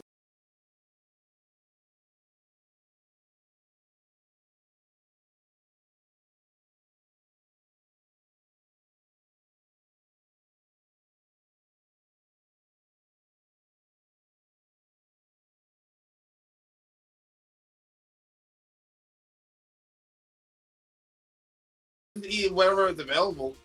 Like I'm like I have low income, so like I eat whatever I could. I spend like $600 on food. Oh. I know that sounds like a lot, but it's for the whole month. So as long as you hanging in there, brother. Keep going. Come over here. Come, Kadeem. Come. Never mind. Run. I missed the shot. It's okay, man. It's all right. They're running away. Just let you know, I'm Egyptian. You know that, right? Wait, are you actually Egyptian? Yeah, I'm not lying. Wait, do you speak Arabic? I think my parent did. Well, do you speak Arabic? I don't. Why not? I don't speak Arabic well, either. I can like if I look at certain things, I can like activate stuff. Does that make any sense? Because like it's Arabic, so like if I was in the pyramids, like it'll be activated. What do you mean? I'll say like you can just activate something just looking at it. That's what makes me Egyptian kind of. Like, I'm full blown Egyptian. So you activate things? Yeah, so like I can just look at something and it's activated just by looking at it. You got superpowers? But yeah, actually. That's cool. What type of superpowers you got, my brother? Well, all right. So I have the main Gingo Sharingan. You got Sharingan, but don't you need to see something bad to get that? Unlock it. So the Sharingan works like you can see things before it happens. Look, come. You look right here, right? Go, Caitlyn. Teach. Give me a second. I got it. Okay, run, Kadeem, run. I got potion. Okay, go back. Go over here and go back. Come over here. Wait, so you got the Sharingan? Yeah, I got the main Gingo Sharingan. Wait, press B, Kadeem, press B. I got the Rinnegan. Mine is better. The Rinnegan is better than the Sharingan. Okay. You're ready. Go on, wait, Caitlyn. Go on, Caitlyn.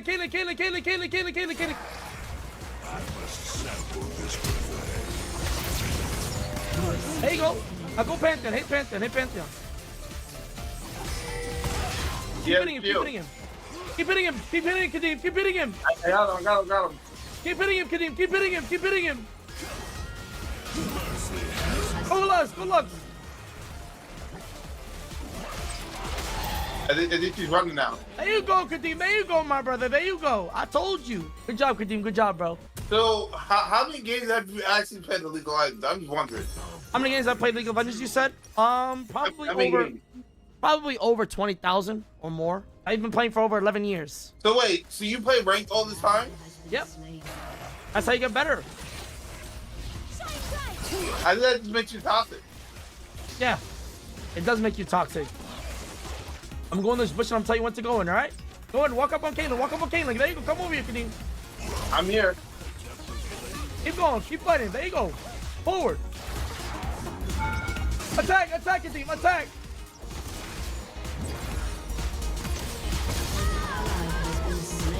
How? I must have missed a shot. I missed a shot.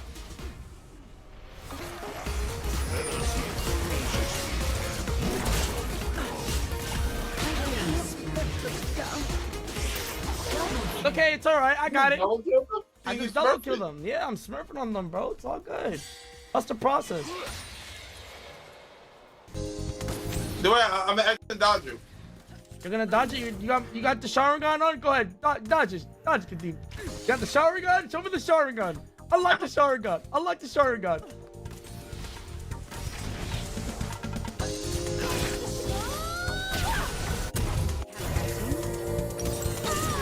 How did I dodge that?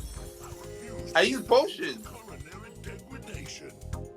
And still died. What happened to the Sharingan, bro? I dodged like 3 of those attacks. I'm challengers. Well, it doesn't mean I'm holding back. I'm a sun person. So you need a sun. You need the sun to be strong. Yeah, so certain environments, I get more sun energy, and I do like crazy stuff. That's why I'm actually known for. I'll give you delivery. Uber Eats. Killer, Kadeem. There you go, Kadeem. There you go. Hey, we're gonna dive. You ready? You ready to dive it? Okay. Wait. Keep hitting. You got it. Perfect.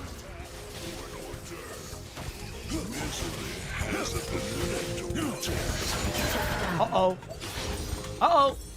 I was supposed to tank that. That's my bad, Kadeem. I'm sorry. Wait, but what'd you say? How do I get my girl back? She blocked me on Spotify, bro. Like, who does that? Like, you know how usually girls, they block you on, like, I don't know, just iMessage? She found my Spotify and blocked me there, bro. Alright, so, I mean, it shouldn't be that much of a problem. I feel like it's just a disagreement, right?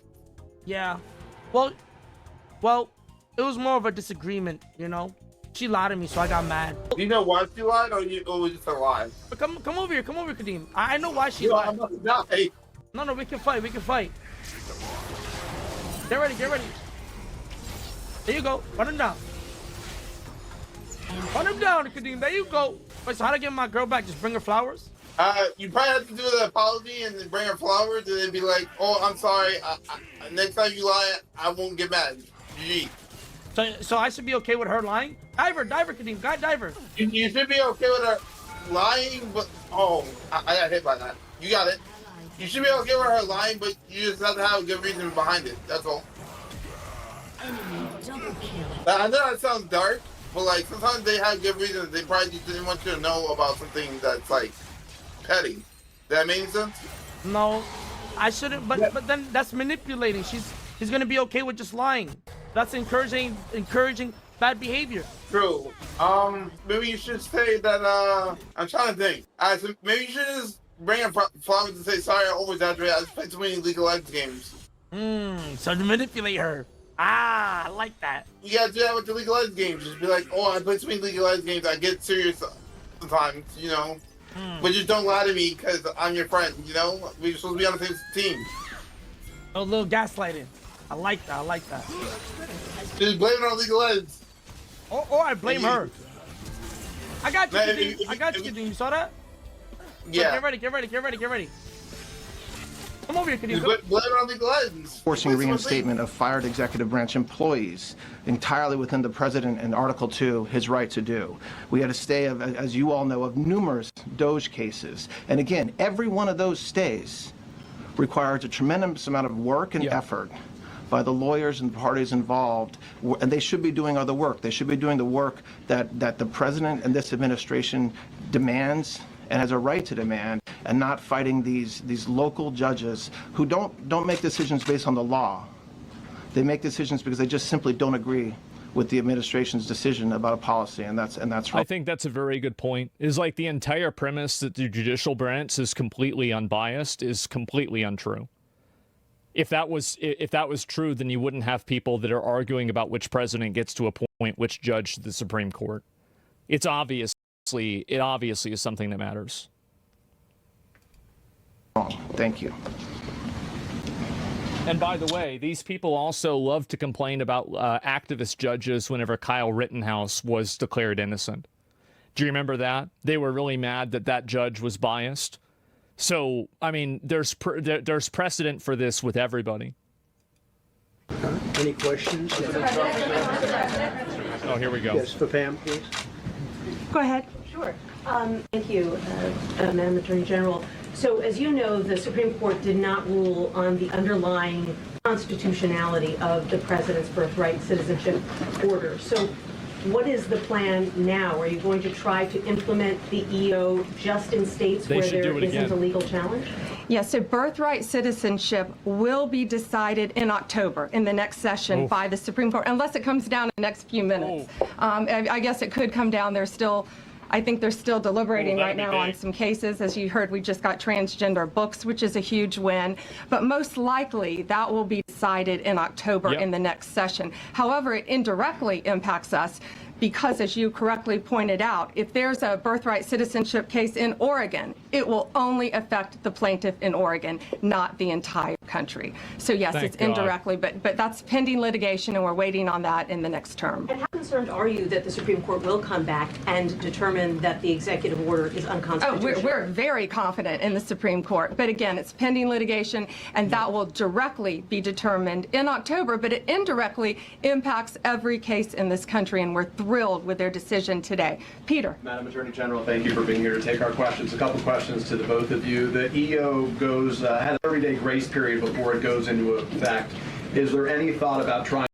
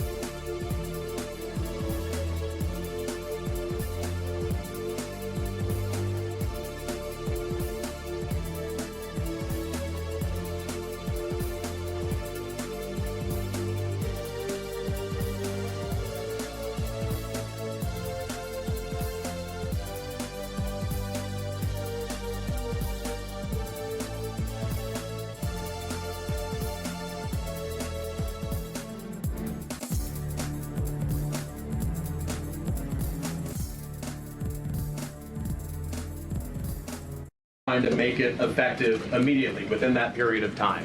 We're going to follow the law. There's no reason to do that. If they've got the border closed already, the people can't even come in and take advantage of the 30-day grace period, so it's not even a problem. And the people that do, it'll be like 12 people that do it. It won't even matter.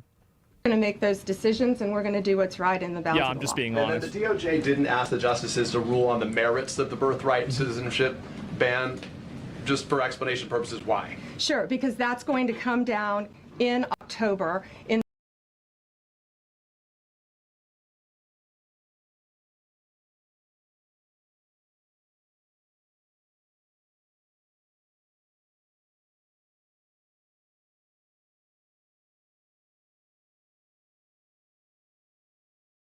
In the separate, this was huge because it's indirectly impacted today. As I said, it's case by case. Let me reiterate, of the 35 of the 40 nationwide injunctions filed against this president, against his executive authority as president of the United States, 35 of them came from Maryland, D.C., Massachusetts, California, Washington. I mean, that's crazy. I could easily expect that. So out of all 40 of them, 35 came from 5 out of 94. What a total fucking power imbalance. That's crazy. These 5 districts. So yes, it indirectly impacts us. It will be a separate decision in October. Next question. Thank you, Mr. President. A question for you, sir. Do you believe this ends the power of the lower court judges to stop your agenda? Do you see this as a full green light for your agenda going forward? Well, you'd have to really speak to the lawyers about that. But this is really also a decision based on common sense. It didn't work the other way. It was a disaster where somebody from a certain location in a very liberal state Trump is live soon? Is that true? No, this is something different. Judge or a liberal group of judges could tie up a whole country for years because their decision would sometimes take years to overturn. We've overturned many of the decisions, but it would take years to do it. And we have to act quickly when it comes to illegal immigration. We have murderers, killers, we have drug dealers, we have what they've allowed to come into our country. Should never be forgotten. It should never be forgotten what they've done to our country. And we have to be able to act very quickly, and we're going to do that. Thank you. Just as Tony Barrett, sir, I know that you praised her and her opinion here in this case. She has taken some heat, though, from some of your supporters who have labeled her weak, a squishy, a rattled law professor.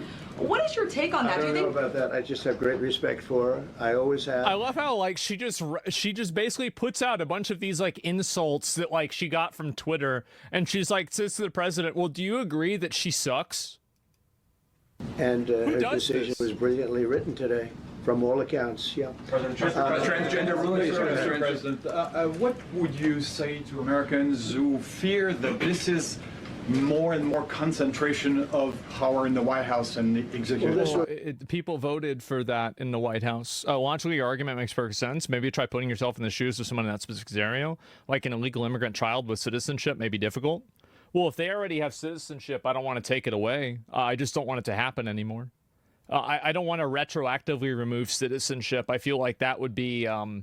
like, where do you draw the line? Do you draw the line at under 18? Because I feel like 17 is basically the same thing as 18 in terms of, like, somebody being an adult. Like, you could have a job at that point, right? Like, I don't want to go and retroactively get rid of this, but I think you just need to stop, like, turn off the water hose, right? I mean, you're not going to get rid of all the water, but you can at least fucking stop the spread of it. Yeah, you can't do it retroactively. Of course, I understand why people would be worried, but yeah, there's no way they're going to do it retroactively anyway. It's impossible. Like, logistically, it's impossible. Constitution. This is what it's all about, and this is really the opposite of that. I mean, the question is fine, but it's the opposite. The Constitution has been brought back. Oh yeah, remind me of that. I saw Thank you so much, President Trump. Illegal crossings in the border are 0 now. 0. Yeah, so that's the reason why it doesn't matter if it takes 30 days. Because there's not going to be a bunch of people coming in having this be a problem in the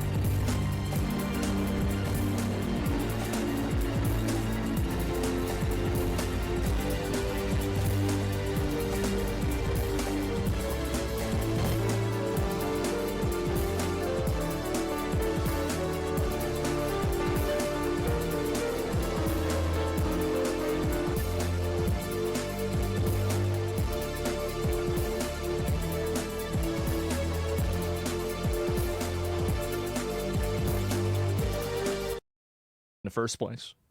Hear that? Yeah. Trump 2028. Do you intend President Trump? Who's that guy? I like him. He's working the cameras. With this new reality. Oh my fucking God. Even the camera guy is doing that? Wow. President Trump in the border. Do you intend to engage personally with leaders from South America, not only Central America, in order to tackle this situation in a different way? And if you have a perspective of meeting some presidents from South America, as Brazil, for example. Well, you should, as an example, not South America, but NATO over the weekend.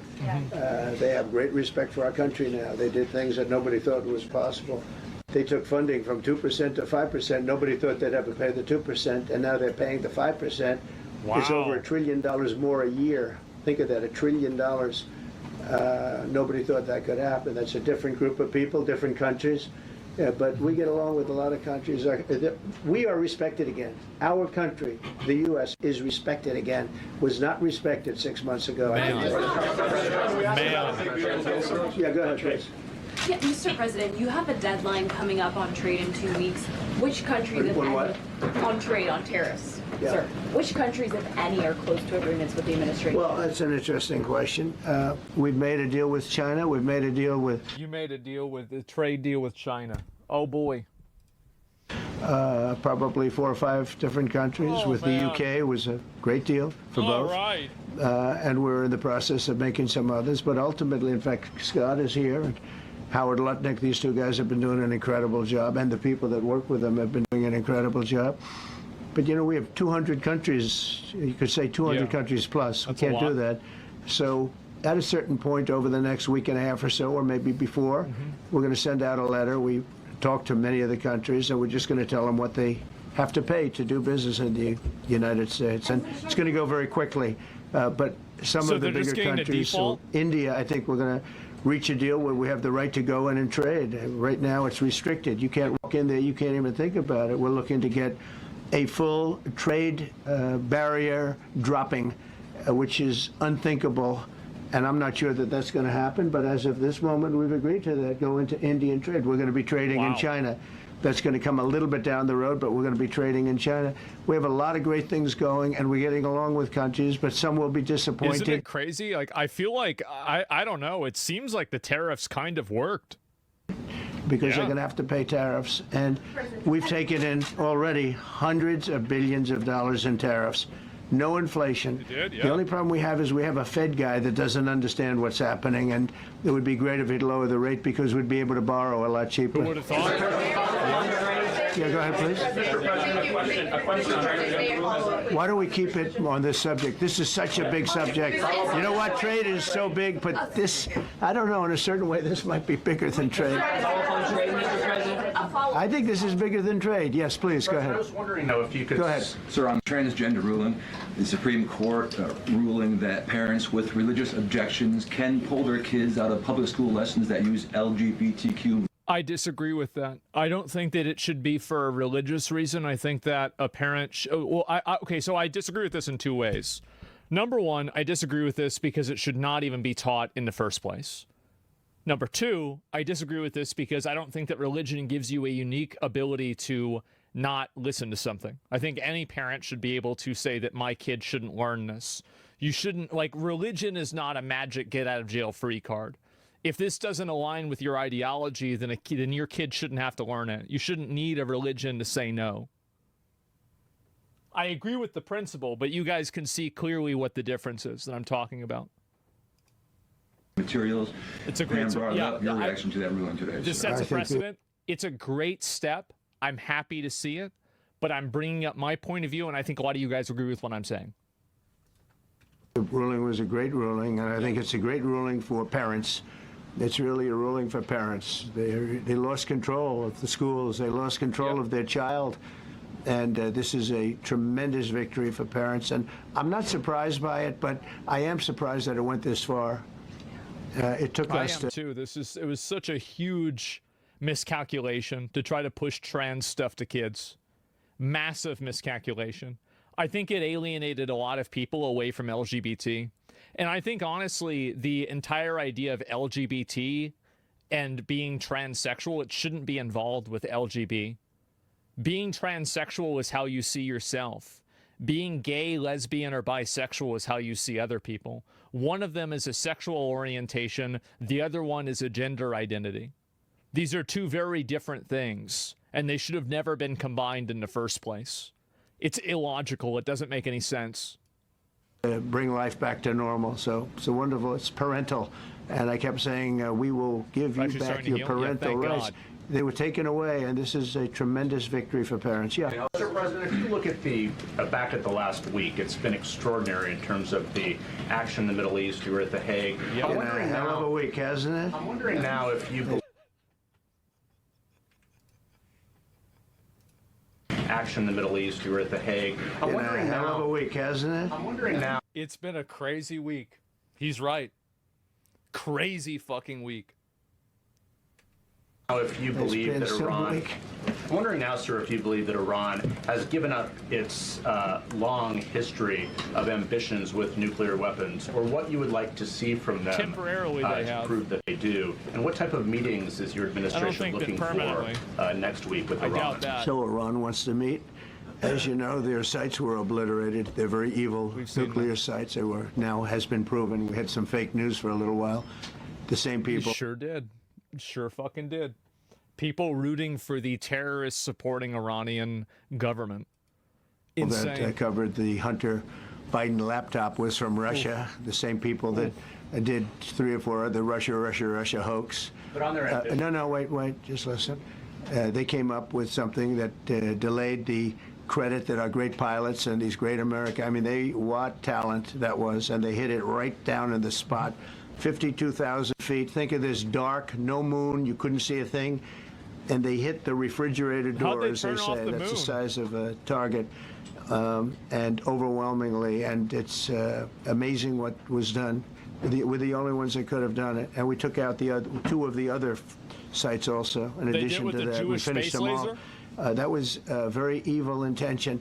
I believe that, and again, time will tell, but I don't believe that they're going to go back into nuclear anytime soon. They spent over $1 trillion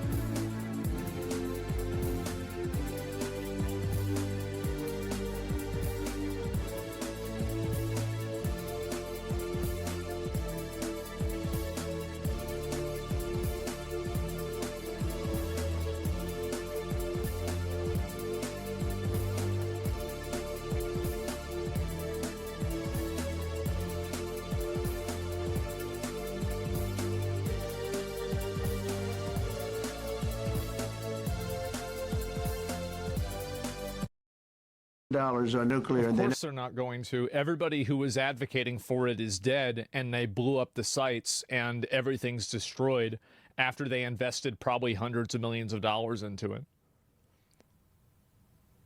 And it's like, if Trump bombed them once, he's obviously going to do it again. So why would they do it? Now, they might do it if we get a Democrat president or a president that doesn't have the same type of, it's not as definitive as Trump. Then, yeah, you might see them try to rebuild after that. But they're probably not going to be rebuilding anytime soon. I wouldn't expect that at all. Never got it together. And nothing was moved from the site, by the way. To do that is very dangerous. It's very, very heavy material. But Donald, didn't you see the satellite photos that were on Twitter?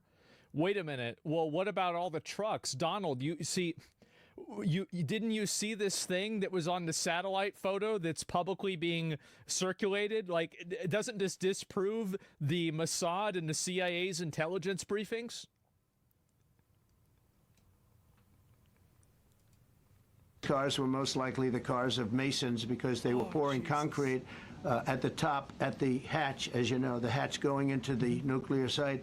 They wanted to reinforce it, and they had some Masons there pouring concrete. By the way, that concrete was obliterated. It hit exactly at the concrete. It was, I don't think it had a chance to dry, but everything's down there. It's under millions of tons of rock. Please. Yes. Your administration has said that El Salvador is one of the safest countries in the hemisphere. It is. So why haven't you yet canceled temporary protective status for that country? Was it part of the deal? Well, we'll take a look. We've had a great relationship with El Salvador. They have a fantastic leader. They're great. They built a massive prison system. Isn't it crazy how much all the problems go away whenever you just put all the people that cause problems in jail? That's crazy, right? It just worked that well. Wow. And I don't know exactly why, but it's a hell of a system. And we bring people. There is a huge problem in education. I feel sorry for your lack of criticism. Very few good news in the future. Yeah, we do have a problem with education. And one of those problems is that we're teaching kids about transgenderism instead of, understanding science or World War II. Or understanding AI. We should be teaching kids technology. We should be making them and preparing them. Like, you should. I wonder what's more important for a kid to understand: transgenderism or accounting. People there, and when they go there, they don't get out. I wonder. And frankly, when they're here, they have to go there. They become very nice people. They become very nice people. It's a tough system, but it's a brilliant system, and it's a system done by a very good leader. We'll talk about El Salvador. A lot of respect. Yeah, please. Thank you. A question for you, and then a question for the Attorney General. As you go into negotiations and talks with Iran, are you demanding not only that there would be no uranium production inside of Iran, but also that Iran would turn over all existing stockpiles of uranium? Well, we're a little early for that, but something like that, yeah, we'll do something like that.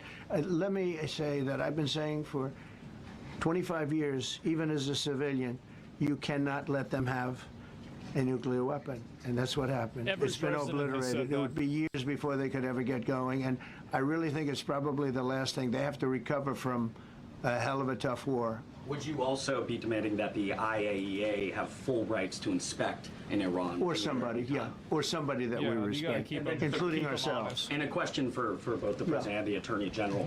Under birthright citizenship, if this is implemented, who would be tasked with actually vetting citizenship? And how, would this be a situation where you have nurses and doctors checking for citizenship of parents? Or? This is all pending litigation. It's going to be decided in October by the Supreme Court, and we'll you have to have on the birth certificate who the parents are, and if one of the parents is a citizen, then it would go into how is this even a conversation? Any basic database would be able to immediately aggregate this without even a second. Yeah, it would be instantaneous. After the litigation. If you have an undocumented baby, would that baby then be an enforcement priority? The violent criminals in our country are the priority now. Let me put it in perspective. Today marked the 2,711th arrest in our country of TDA members. Just TDA.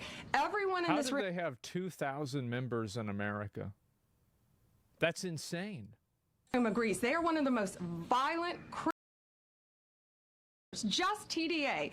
Everyone in this room. How did they have 2,000 members in America?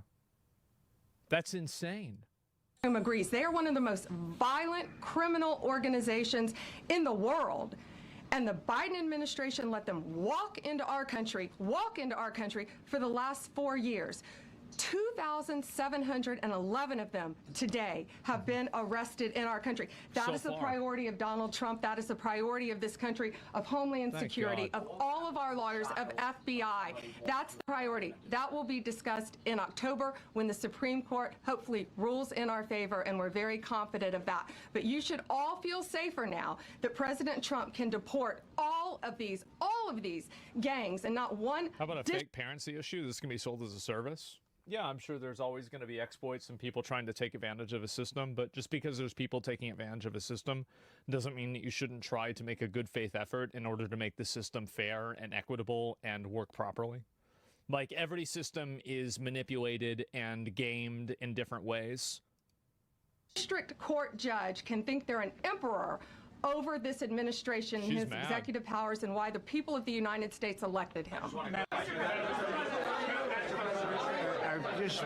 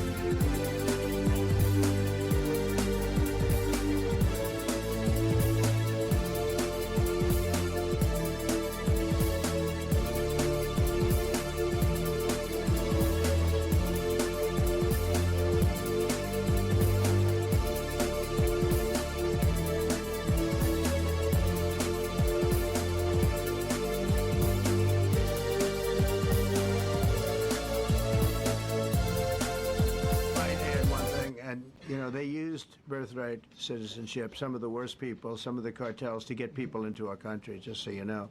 And again, I say, if you look at the end of the Civil War, the 1800s, it was a very turbulent time. If you take the end day, was it 1869 or whatever? But you take that exact day, that's when the case was filed. Yeah. And the case ended shortly thereafter. This has to do with the babies of slaves, very, very obviously. And I think we're going to win. People didn't, I don't think they went about discussing it right. I came along and we looked and we said, wait a minute, this is wrong. We've been looking at birthright citizenship wrong for years, but they've used it. The cartels have used birthright citizenship. It's shocking that this was even a conversation ever. To get very bad people in, and what Pam's doing and what Todd and everybody else, what they're doing at DOJ and all over, FBI, ICE, Border Patrol, these are incredible people. They're trying to keep our country safe, and they don't want to have people come in. This is just another way that they get illegal immigrants into our... So they need to stop responding to the questions about deportations with, quote, violent criminals are the priority. Stop avoiding the question. How hard is it to say the baby or child will be deported alongside the parent and separation will no longer be a concern? I agree with you, by the way. I completely agree with you. Hello, guys and gals. Me, Mudahar, and I want to do something really positive today, and I want to raise some awareness for something that isn't just a video game or some goofy story on the internet. Now, I've been on YouTube for like 10 years, and you've probably seen me cover a lot of dark sides of the internet, specifically in things like deep web browsing, where obviously, you know, I covered red rooms, you know, the possible existence of them. But there was a lot of things that I cut out of deep web browsing. Sometimes on on those recordings, or throughout that entire experience when I was doing it regularly on a weekly basis, there were times where I was sent illegal things, okay? Now, again, I'll let you put your mind as to what illegal. Maybe it could be gore, maybe it could be anything. And generally, it was always met with, okay, better contact the police, better send them the evidence, better send them all of this chain or record, and try to move on with my life. It is incredibly emotionally distressing. Now, obviously, I chose to make content on the deep web. I get it. But what about some YouTuber that just likes to make videos on video games? Now, this is a YouTuber that I like called Super Bunny Hop, and I've been watching this guy probably since, you know, before the deep web browsing days. I am a fan. I watch him. He covers a lot of critical close-ups of video games, Metal Gear. Now you can imagine why I watch the guy. And, you know, he's somebody that is kind of a sporadic uploader, and he's been missing for quite a while, okay? We're talking about videos years ago, audiobooks. And then, of course, a couple, like, days ago, I'm like, oh, he uploaded an actual review video. I watched it.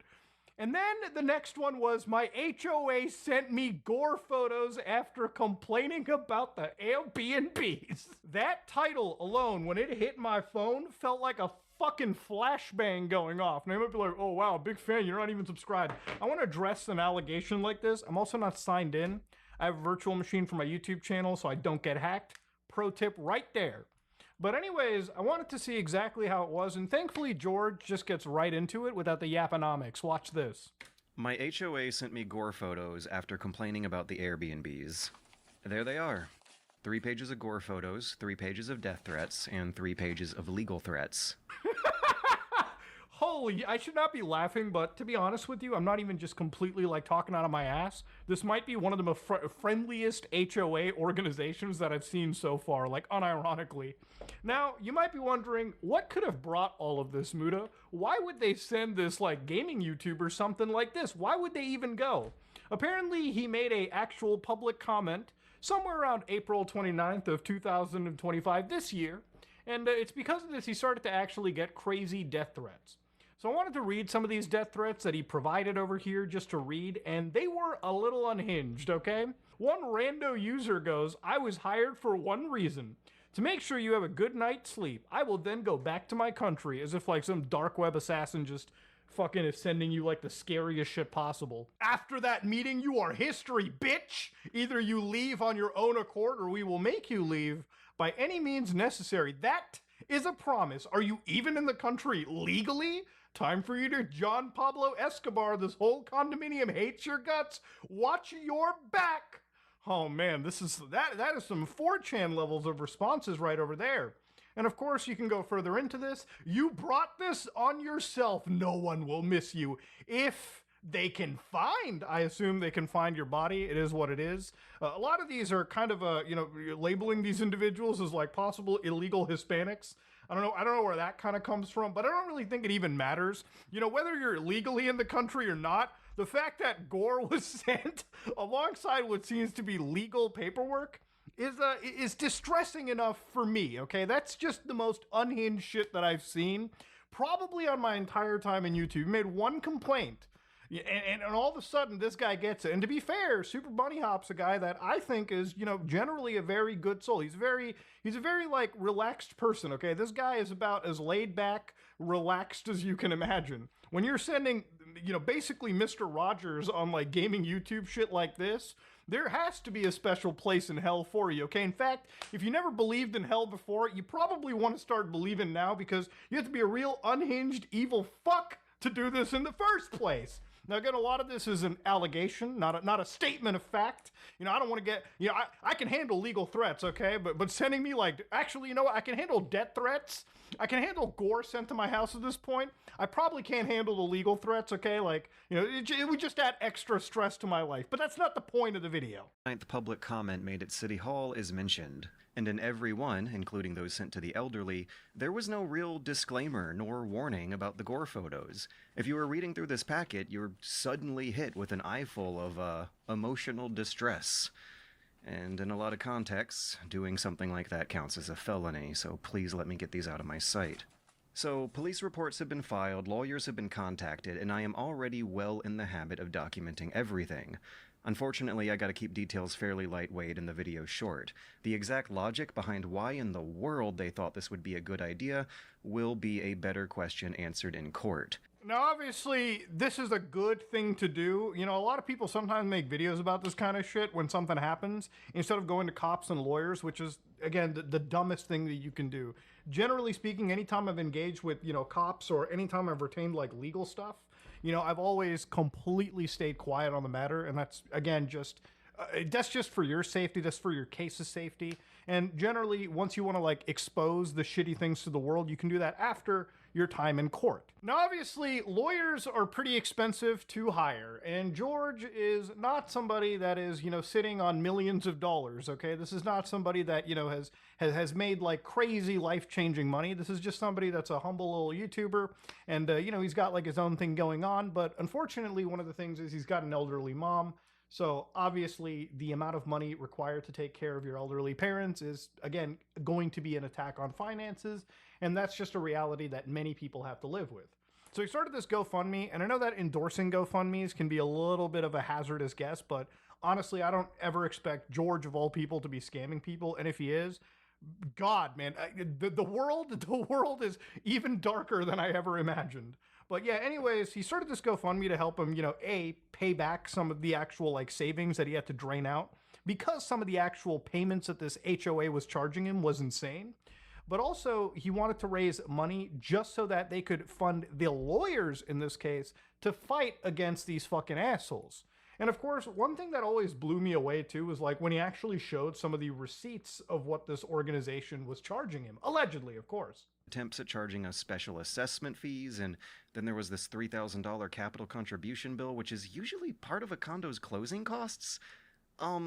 With this sudden, unexpected spike in bills, I simply cannot make ends meet like this. And this is a reality that I think plenty of people have to deal with. So again, regarding this organization, he led to an actual few news articles about this area. So for instance, condo owners in that area were actually afraid of losing their home because of Airbnb investors.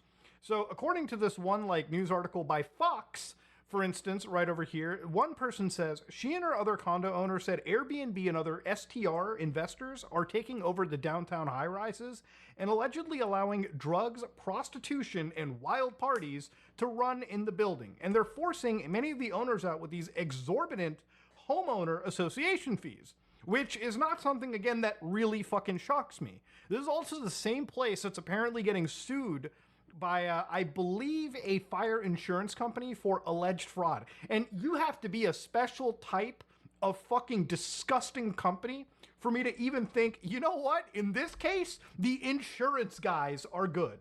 Now, obviously, the address that, George provided, this is a pretty downtown part of Atlanta, a big city, okay? This is a huge area. So, yeah, this doesn't really shock me. For anybody that doesn't know, Airbnb is probably one of the worst things to happen with, big cities. If you ever wonder why, the apartment you want is super duper expensive, it's probably because there's a group of assholes that come in to buy the shit out of all the apartment units they can and basically, put them out on Airbnb, okay? Short-term rentals, people come in and out. Now, obviously, this is a pretty unhinged situation that George is in, which is why I want to talk about it, because honestly, I just can't believe this happens, okay? I can't believe things can actually get so bad. Now, obviously, all this stuff will be brought up in court if it goes down that road. And the thing is, when you send allegedly gore death threats and shit over people speaking up against terrible ownership practices, that alone should be that should fucking ripple. That should make you at least somewhat empathetic and understandable in these situations. Now, again, obviously, buying a home is